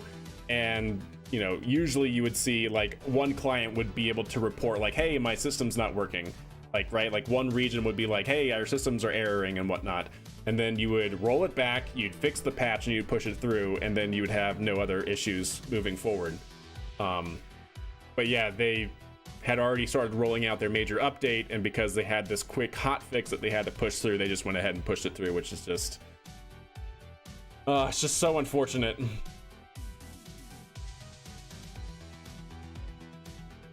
I mentioned the health mod, don't take Valentina on crew flights, she always panics on flights. Awesome, well that's good. But a good system allows you to go back and correct any mistakes with minimal fuss, but since it logs times and dates of commits and pushes it, it tends to expose the programmer as hero types. Gotcha, yeah. Yep, big oopsie. Big oopsie. All right, so we're going to probably launch right now, because we have no, this is a new vehicle. Last day was a day ago. Yeah, we're good. So we'll time warp 6 days ahead, so that's going to be on day 246.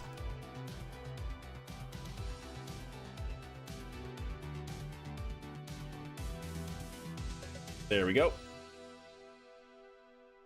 An early morning launch would be pretty nice. Like first light sort of thing.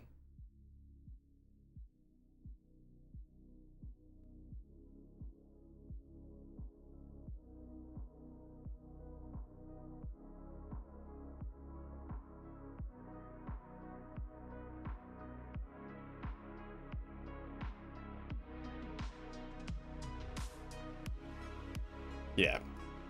At dawn break, Dawn. Dawn break. All right, chat. Well, let's see what happens.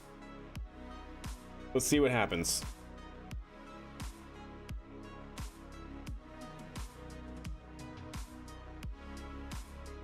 Check our camera angles.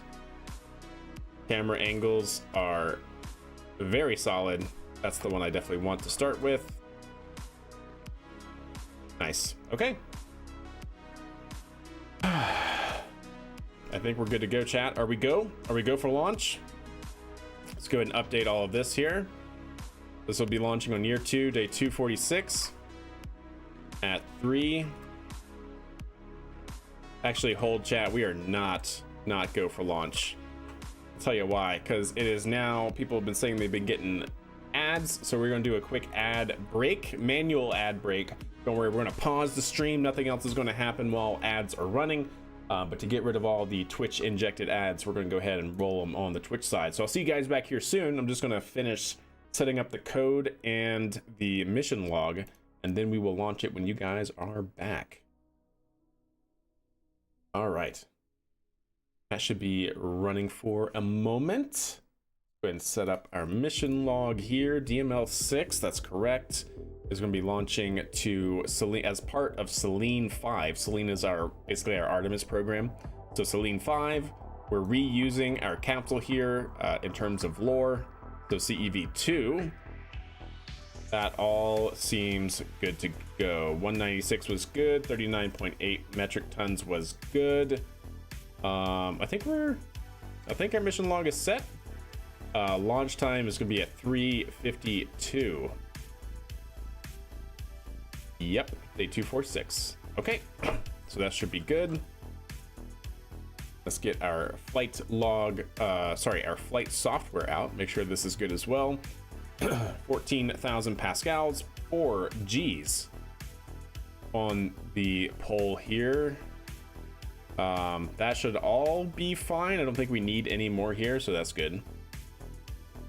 So that is good. Abort criteria should be off. That's fine. 0, 180, that's fine. 14 is good. It should be going up to like 100, 90. Is 90 fine? I think 90 should be fine. 90 should be a-okay. All right, I think we're good to go, chat. Do 2 times 50, and then we'll do 4 times 50 here. Yep, that seems fine. All right. They have about another minute left on the ads, so we'll just chillax, chat.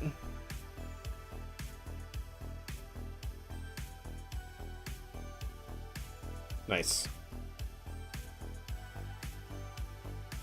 I want to go left twice to get to this camera angle. Very good, very good. This is how we shall start.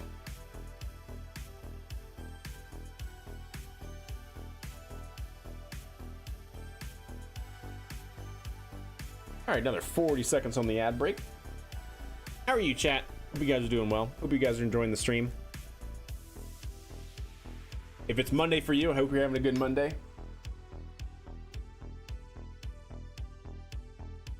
All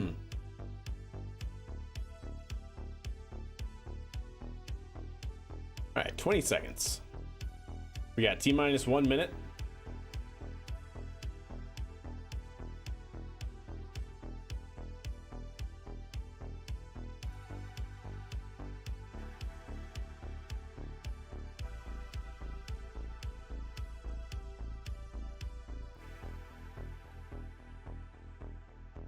All right, Twitch should be back from the ad break. There are light strips in stock. There you go, Centurion. Yep, there you go. Nice. All right, chat. Can I get a go from launch? We have reset the clock. We are T-minus 1 minute away from launch. If we are good to go, 5x5. The range is green. Stand by for chat confirmation. If chat says we are go, then we are go. Vehicles on internal power. And we are getting confirmation from chat. We are go for launch. T-minus 20 seconds.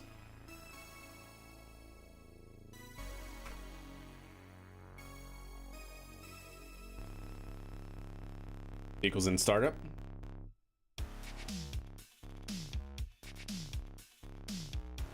Stand by. I want a different song here. Different song.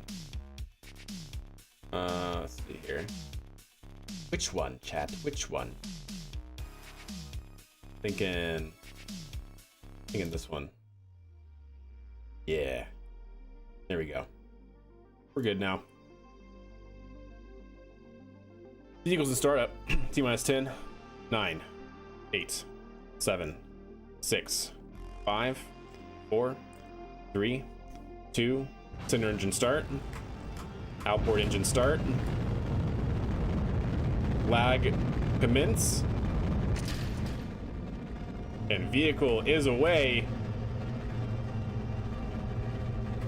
Vehicle has cleared the tower. Pitching over, and it's go for roll.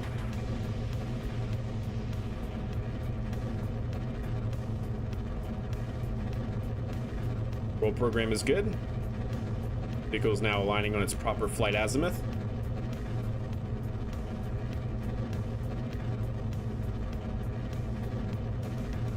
It's heavy, Chad. This is the maximum lift capacity of this lifter.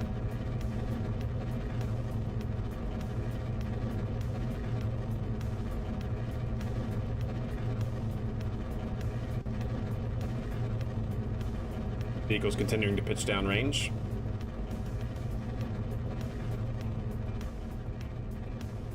Hey, look, there's Eve in the background, chat. That looks like maybe Duna or Drez.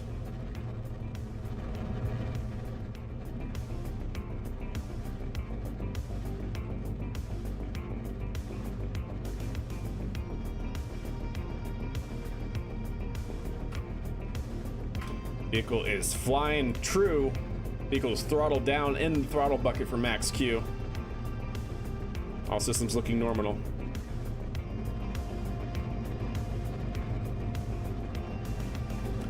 Plus and minus. Plus and minus keys.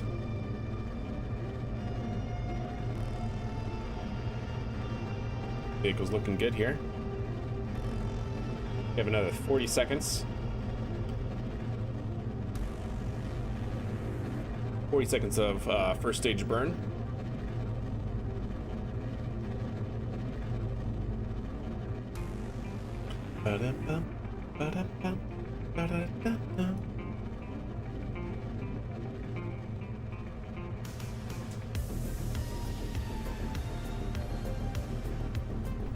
There you go, Naps. That sounds like a hero programmer for sure. Procrastinate, procrastinate, delay, delay, kill it.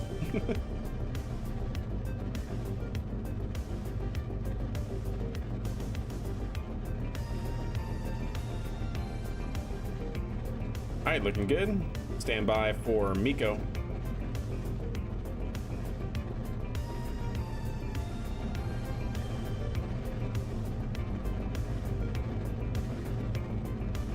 You want first or second stage, chat?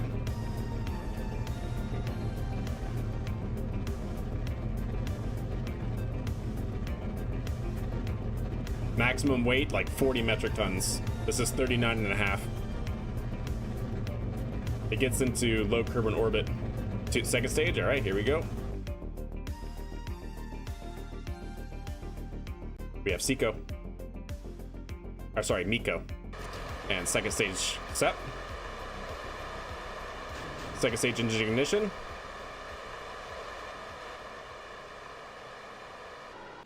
Oh, and we have a great fairing deployment. Wow. Oh, that's so good. That's so good, chat. This is a camera in the payload attachment fitting, looking up at the lander payload here.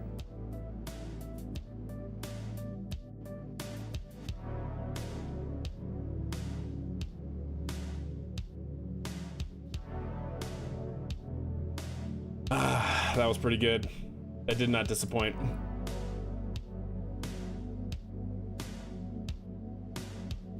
Okay, second stage is now autonomous, moving to bringing this to a 90-kilometer circular orbit, thereabouts.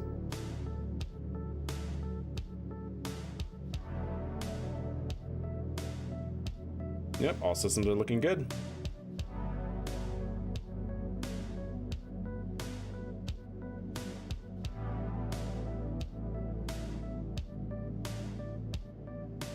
Pretty happy with this so far, must say. All right, so let me see. Are all these locked out? Yeah, these are all locked out. Good. Perfect. These are locked out. That's locked out. Yeah, yeah.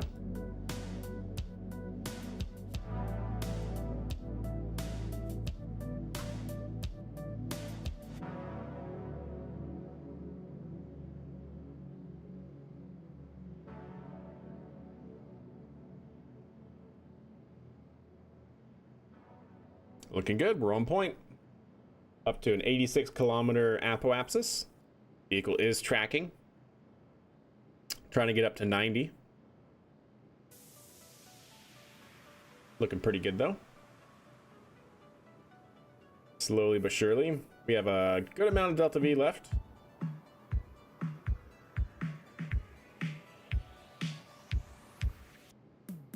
Hopefully it's enough to get us into orbit. Oh yes, very lovely. Lovely indeed. Hey, how's it going? How are you? What is that?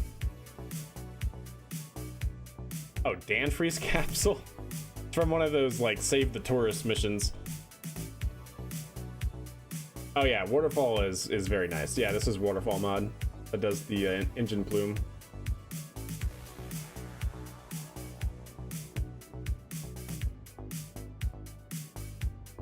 I agree, Rambo. I certainly agree. The blue moon.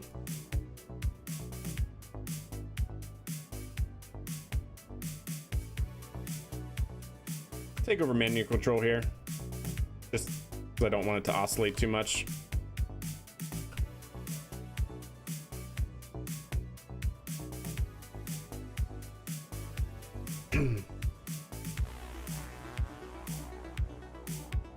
Okay, we're looking good. Yep, pretty much just go prograde.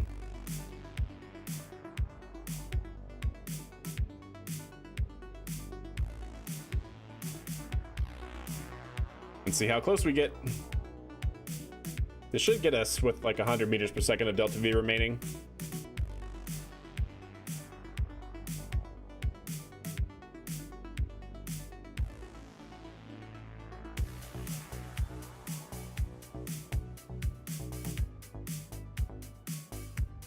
Luna multiplayer? I know only about Dark multiplayer. I've heard of Luna, but I don't know anything about it.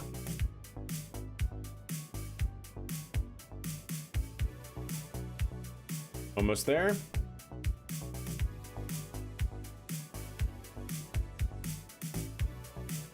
Looking good.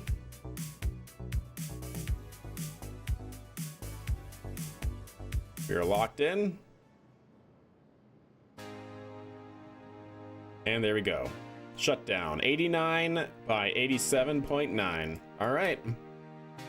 I like it. Minimum viable orbit achieved. We are now safe from re-entering. That's going to be our target. But unfortunately, chat, we only have 200 meters per second of Delta V in this upper stage.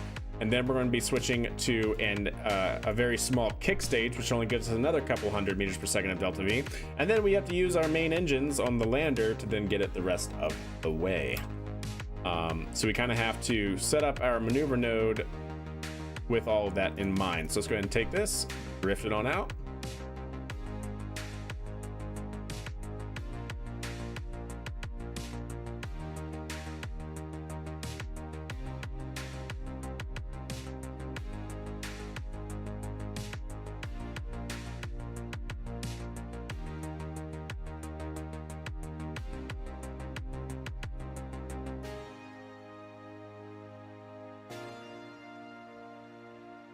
$111, I like it.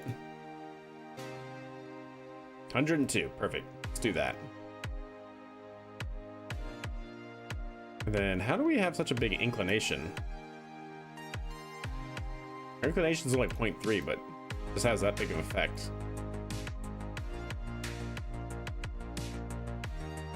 $119.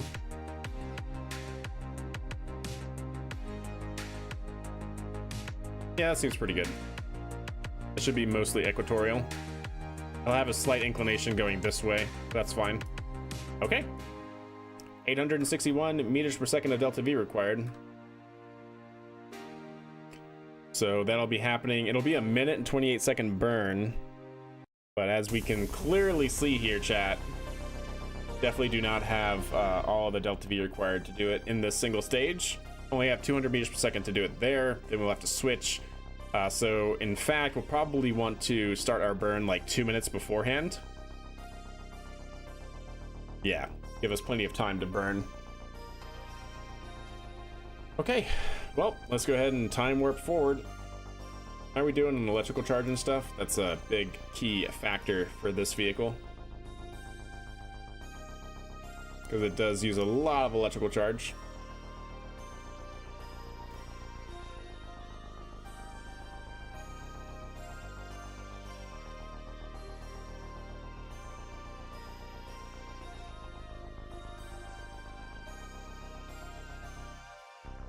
Okay, that looks good.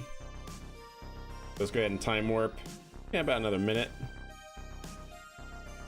Let's actually, yeah, so 3 minutes to burn. We'll start our burn at probably T-minus, our time to burn in 2 minutes or so, because we have to burn over the course of multiple things here. And I'm really just trying to get it close enough. But yeah, we'll see.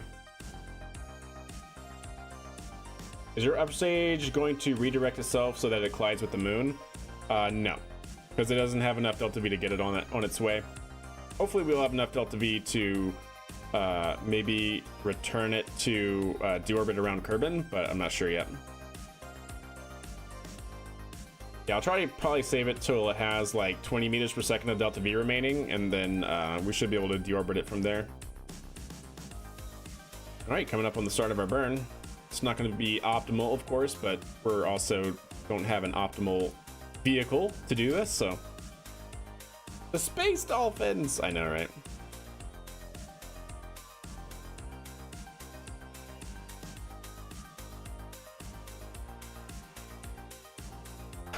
All right, that seems good.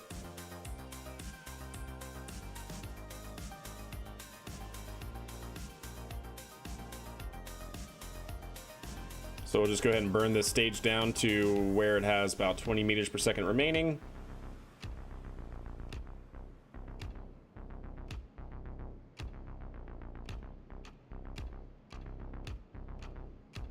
That's good right there. Go ahead and separate.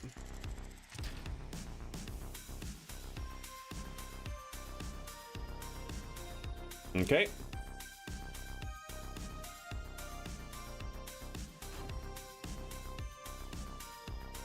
Don't worry about that, that's fine.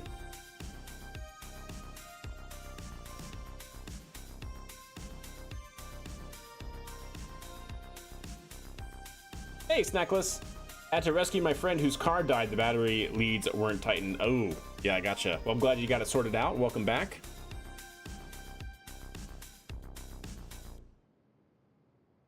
All right, let's go ahead and get ready to unlock a few of these.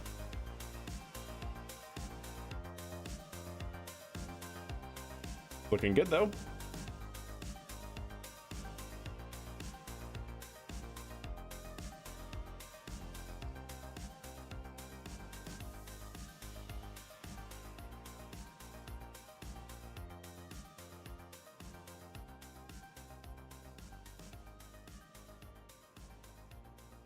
Not bad, not bad. We're getting there, chat. We're getting there. Hopefully we can complete this burn. We'll burn out the kick stage all the way. It'll become debris, unfortunately, but such is life. A short sob story? Oh no.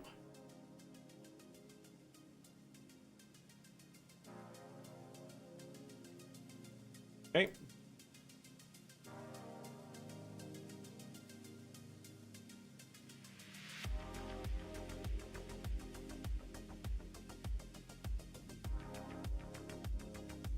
Okay, there we go.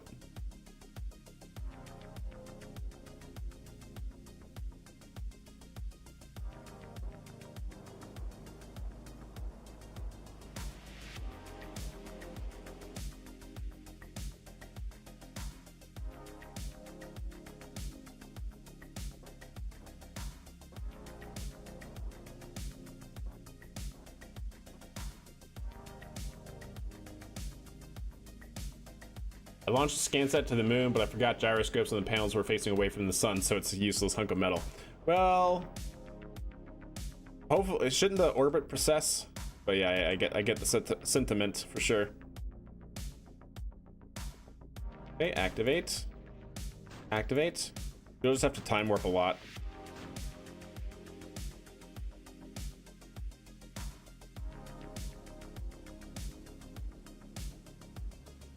All right, there we go. Continue this burnout, chat.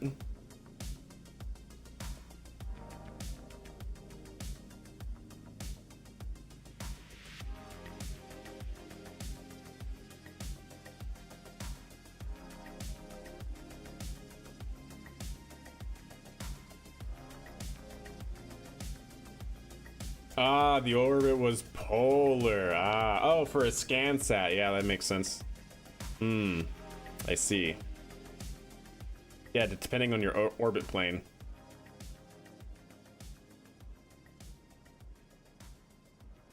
Breaking rules is fun. It certainly can be.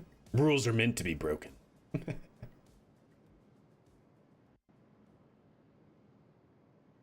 All right, we're almost there. Hopefully we can get a good intercept with the moon.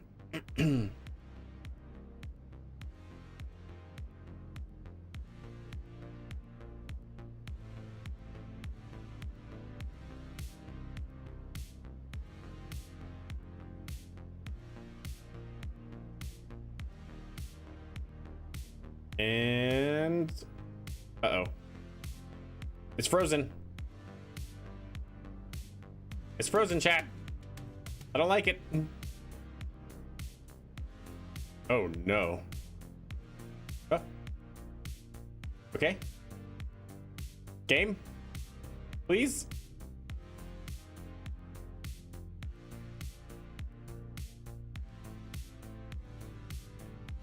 Oh, okay, okay, okay. Where are we? Where are we? Okay, we're fine. Keep it going.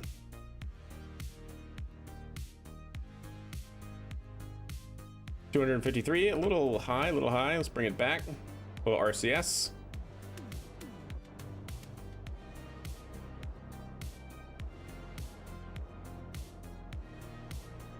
There we go. Yep, that looks good. 100K. All right, that little bit of inclination I think can be, generally speaking, fixed. I think we're good.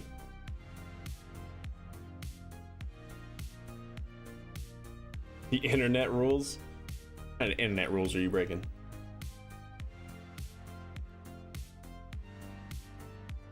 Hey, rules is a weird way to spell suggestions.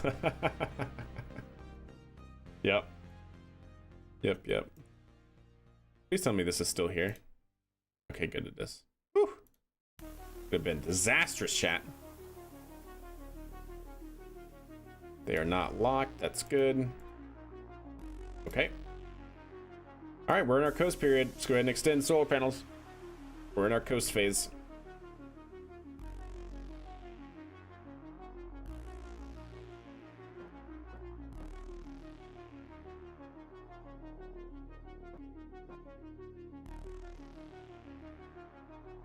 Nice.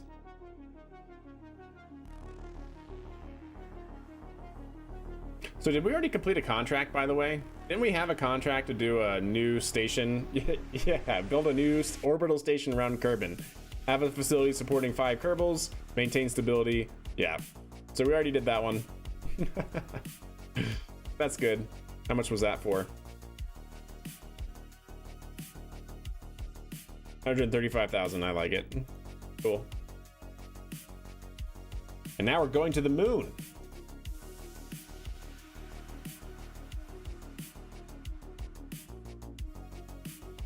Ah, okay, Mad Chad.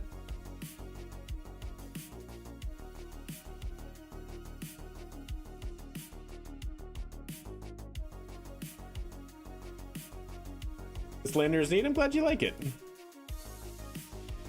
All right, well, let's go ahead and see what we got to do here. So if we add a maneuver and we bring it in like so. Yeah. And then can I clean that up a little bit? Yes, I can. Make it a little bit easier to work with for our other mission. 270.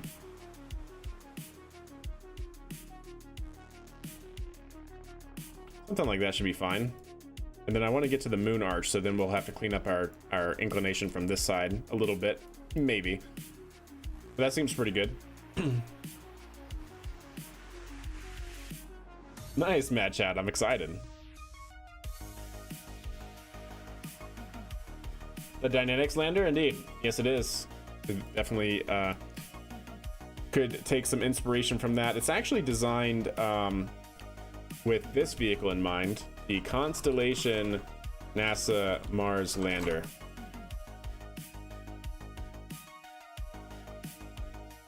This guy. This guy, right here.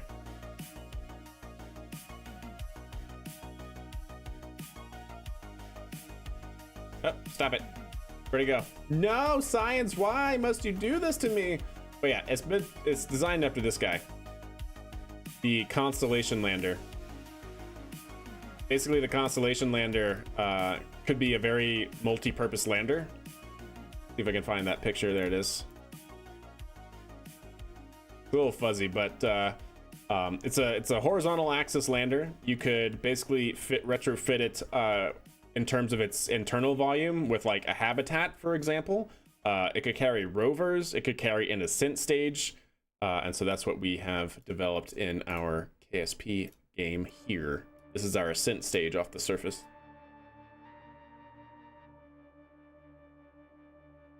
With full cargo return. All right. Let's actually just stay there. We don't need to get oriented yet. Let's make sure we don't run out of electrical charge as we do this, and let's time warp 4 hours into the future.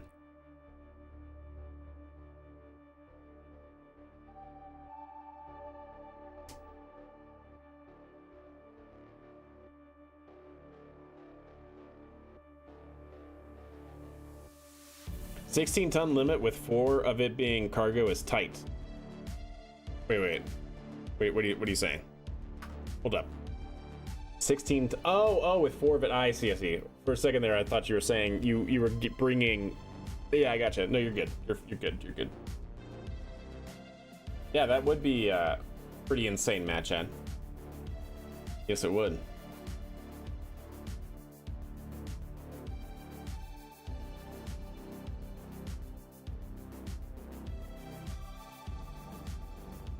That seems good, I think. 272, all right. Go ahead and time warp a little bit more. We have this burn coming up in about 37 minutes from now. What's the Maxerva payload to Mooner injection? Oh, that's a good question. I do need to do that test. I'd say it's pretty safe to say 25 metric tons, if I'm not mistaken. It can get 40 metric tons to LKO with about 200 meters per second of delta V remaining. So it's at least 20, 25. I had to give you a round number right now.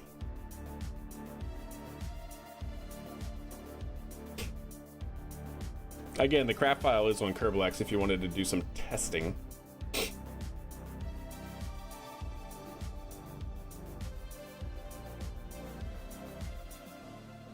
Go ahead and retract the solar array since we're going to be doing a burn here in just a second.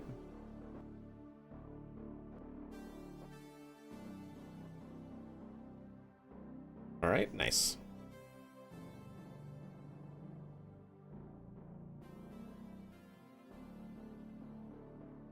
Warp here to 11 minutes and get situated.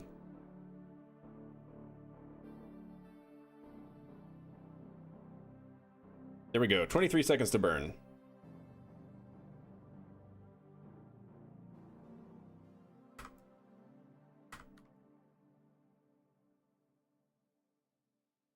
Let's go ahead and settle the tanks.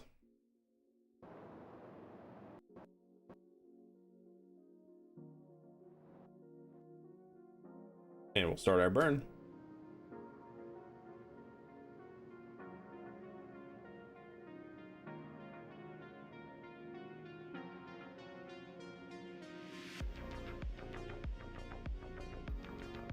Nice.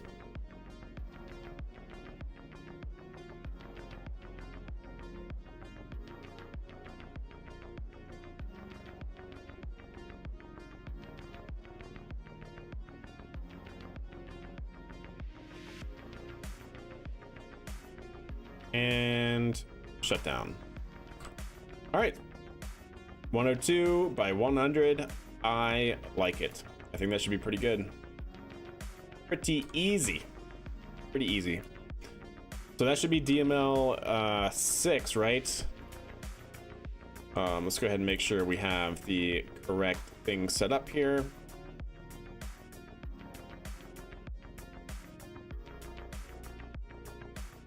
Configure vessel naming 20. Going to be a lander. DML 6. There we go. DML 6. Very nice, chat. Very nice.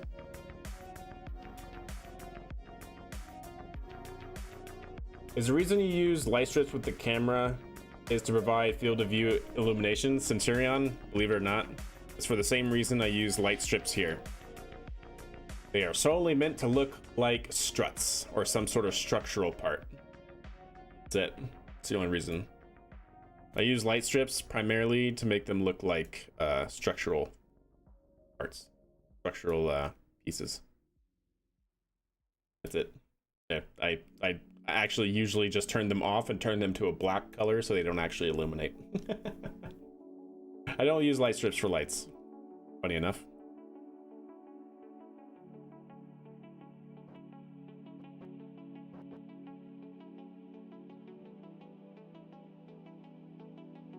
Okay, deploy a solar array. And this should be good for the time being.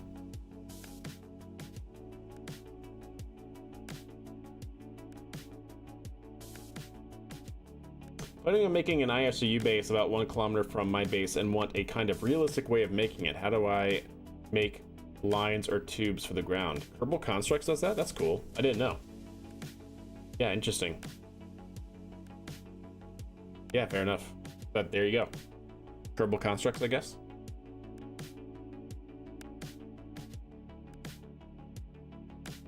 I thought Kerbal Constructs was just for your base. Can you do it anywhere? Or like for KSC? Can you use Kerbal Constructs anywhere? That's actually really cool. I didn't realize that. All right, chat. Boom. Well, that was pretty good. That was a complete success. Not bad. Yeah, you can? That's cool. I didn't know that. I didn't know that. They don't have lines or tubes. Oh, you mean like pipelines? That sort of things? Gotcha. Interesting. Extraplanetary launch pads? Gotcha. KissCast? There's definitely a few. I'm sure you could definitely find something. Neat. All right, chat. Well, let's have some fun. Let's do one thing before ending the stream here. If you guys are new to the stream, you probably haven't seen this before, but we're going to go ahead and launch it. This is our DCX vehicle. This is our test article I was talking about earlier that is used to flight test all of the code that we've been developing on stream so far. So we'll go to DCX simple test and we'll see what this thing can do tonight. That'll be a fun way to end the stream, I think. We haven't done one of these in a little bit. And in the meantime, while I go ahead and get this set up, chat, I am going to do another quick ad break just to keep the pre-roll and mid-roll ads off the channel. So I'll see you guys here in, probably only need to do about a minute and a half. So I'll see you guys back here on the Twitch side very soon. There we go. So that should run. The stream will be paused. We're just going to kind of roll it over to the launch site and then go from there.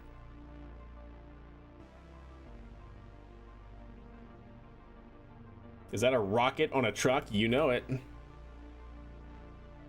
You know it.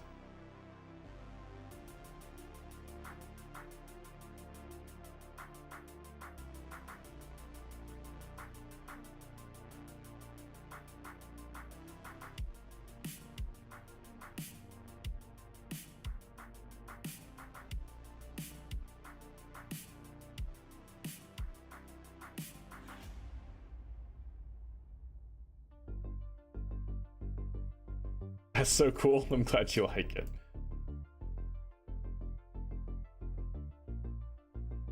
I need to take this off. I don't like this being here anymore. Not really needed.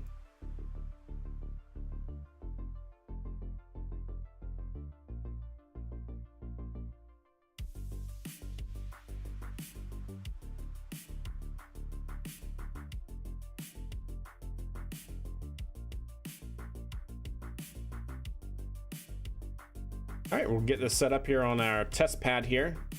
We made this test pad with Kerbal Constructs. That should be pretty good.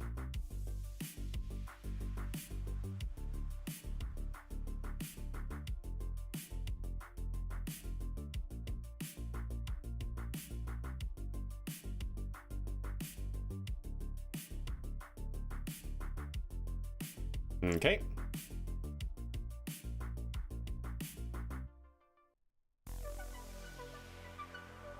There we go.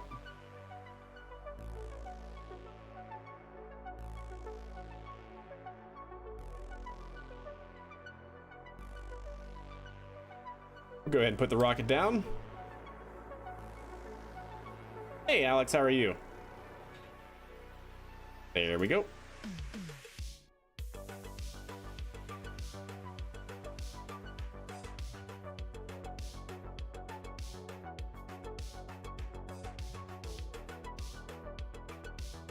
And there we go. And we'll drive on out. And we'll get to the ASD, arbitrary safe distance. My sanity cannot be restored. Oh no. Oh no.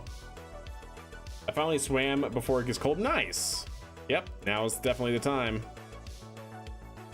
All right, this seems like an arbitrary safe distance if you ask me. Launch it off the truck. No, no, no. It's just used to transport it. All right.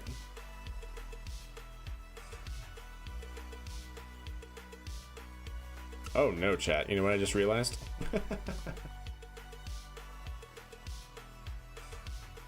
Oh no.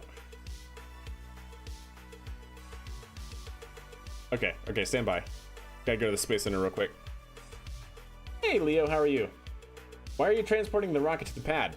That's just how I like to play, Leo. I like to do certain things, certain operations, right? Instead of just like loading it onto the pad and then just click and go, I like to, if it's small enough, I like to move it to the pad, drop it off, reuse certain parts and things like that. Just how I play Kerbal.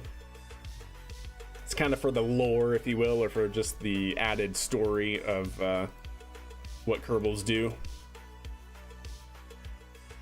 All right, get rid of that tower. There we go. Now we can go back and fly it. Like more realistic? Yeah, essentially. A little bit of realism is fun to you. I'm glad you enjoy it. All right, chat.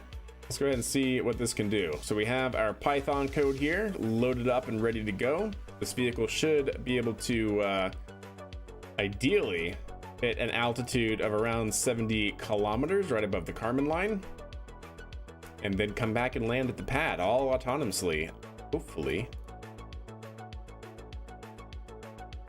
We'll refuel it. And it's refueled.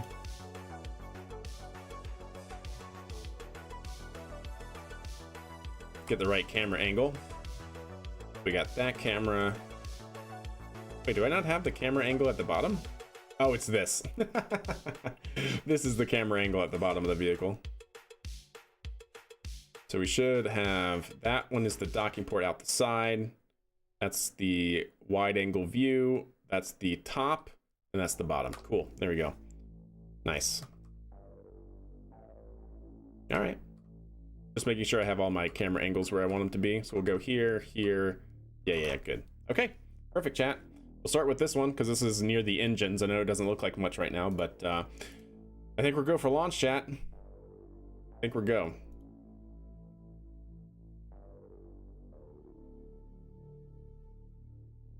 Eight, 7, 6, 5, 4, 3, 2, 1.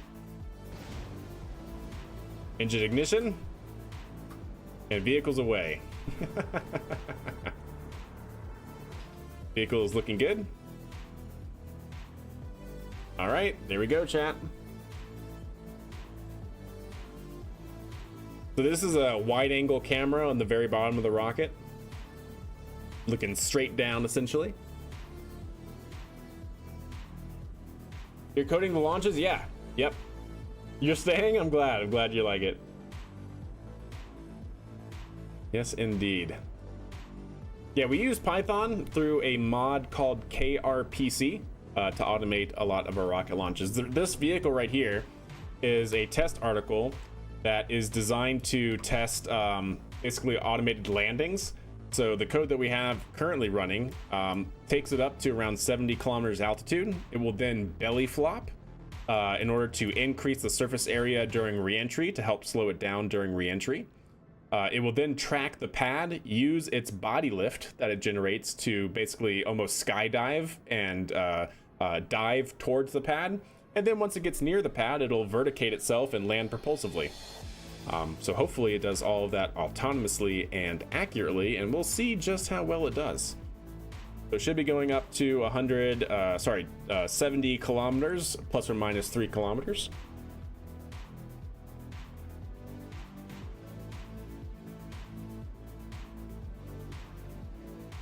There we go, 73. Now it's going to be engines off and coast.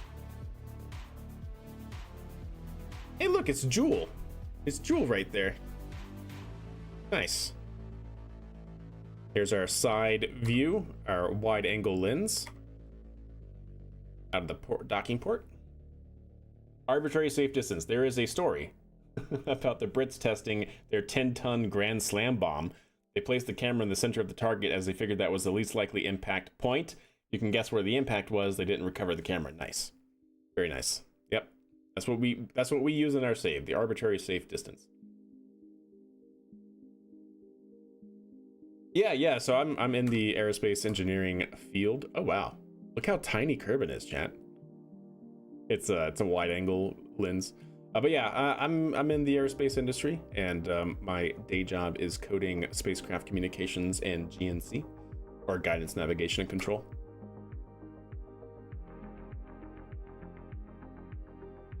All right, so let's see, where are we? We're at 73.68, so we should see here very soon.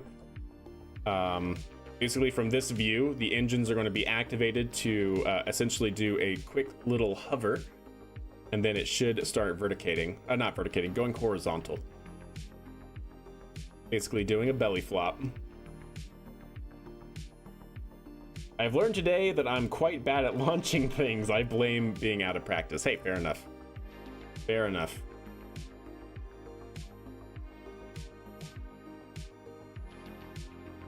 All right, coming up to the Apo. There's the engine ignition, and there's the flip over maneuver. So what we should see now is the vehicle is going to belly flop.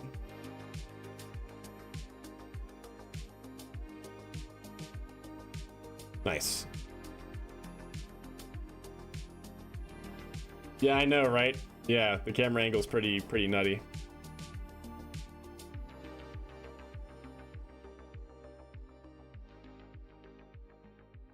There we go. There's the nose view. So this is looking forward up the towards the nose of the spacecraft. Here's the side angle view. Looking pretty good. Vehicle is now falling, and to show you what it looks like, there it is. So it falls in this wedge shape, which keeps it very, very stable going through the atmosphere at this point. And it also increases the drag on the vehicle, because we have tested this a long time ago now, but we did test this just doing like straight down, like engine first, like Falcon 9 does, and it doesn't slow down. It doesn't slow down. It doesn't have enough propulsive capabilities to stop itself, because it just doesn't slow down enough. So we had to implement a belly flop maneuver, much like Starship, in order to increase its drag while it's going on its descent.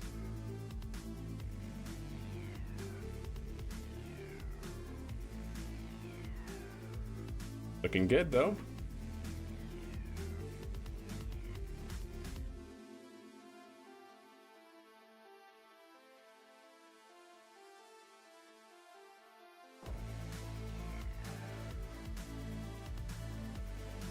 There we go.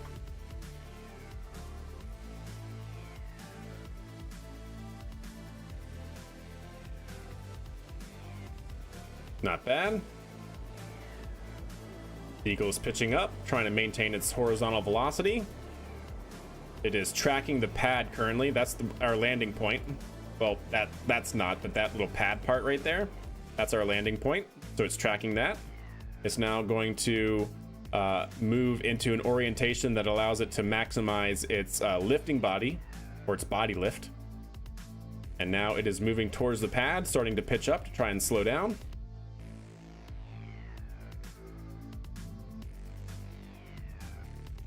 Not bad. It's continuing towards the pad. Should continue to pitch up, trying to slow down.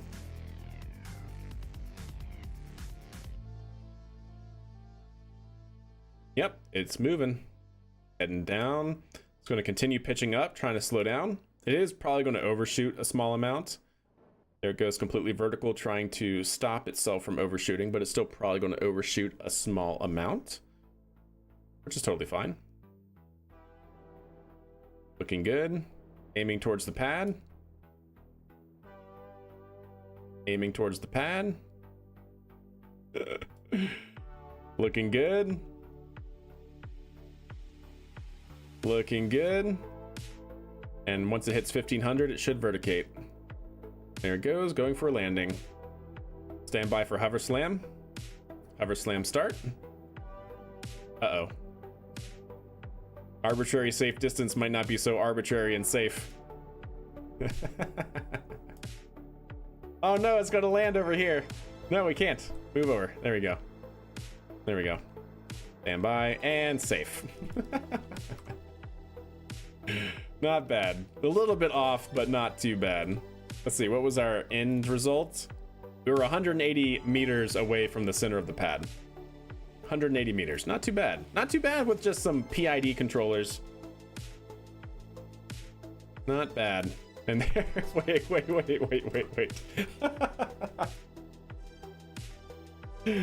Oh, look at that. That's the view from the truck. Oh my goodness, chat.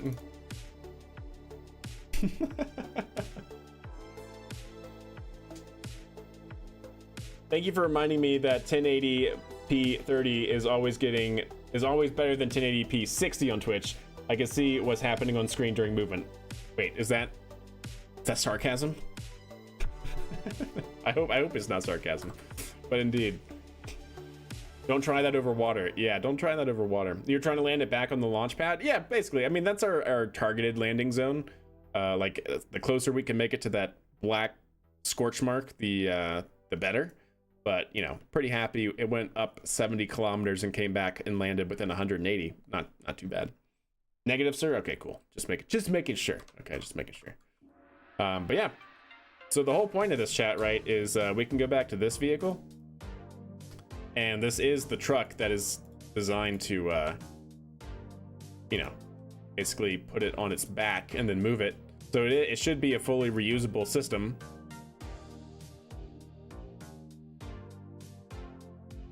So we'll just go down here, get lined up with it, then we can put it back on the pad and launch it again.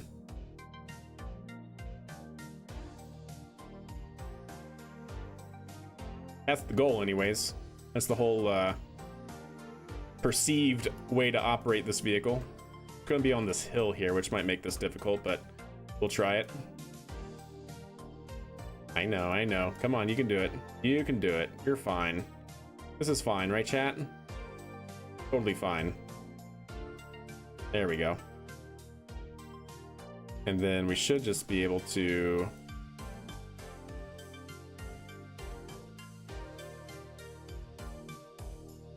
Oh, how are you not? How are you not docked? You're like right there. Come on. Landing on this hill is the worst thing that could have happened. Wait, is it docked? No?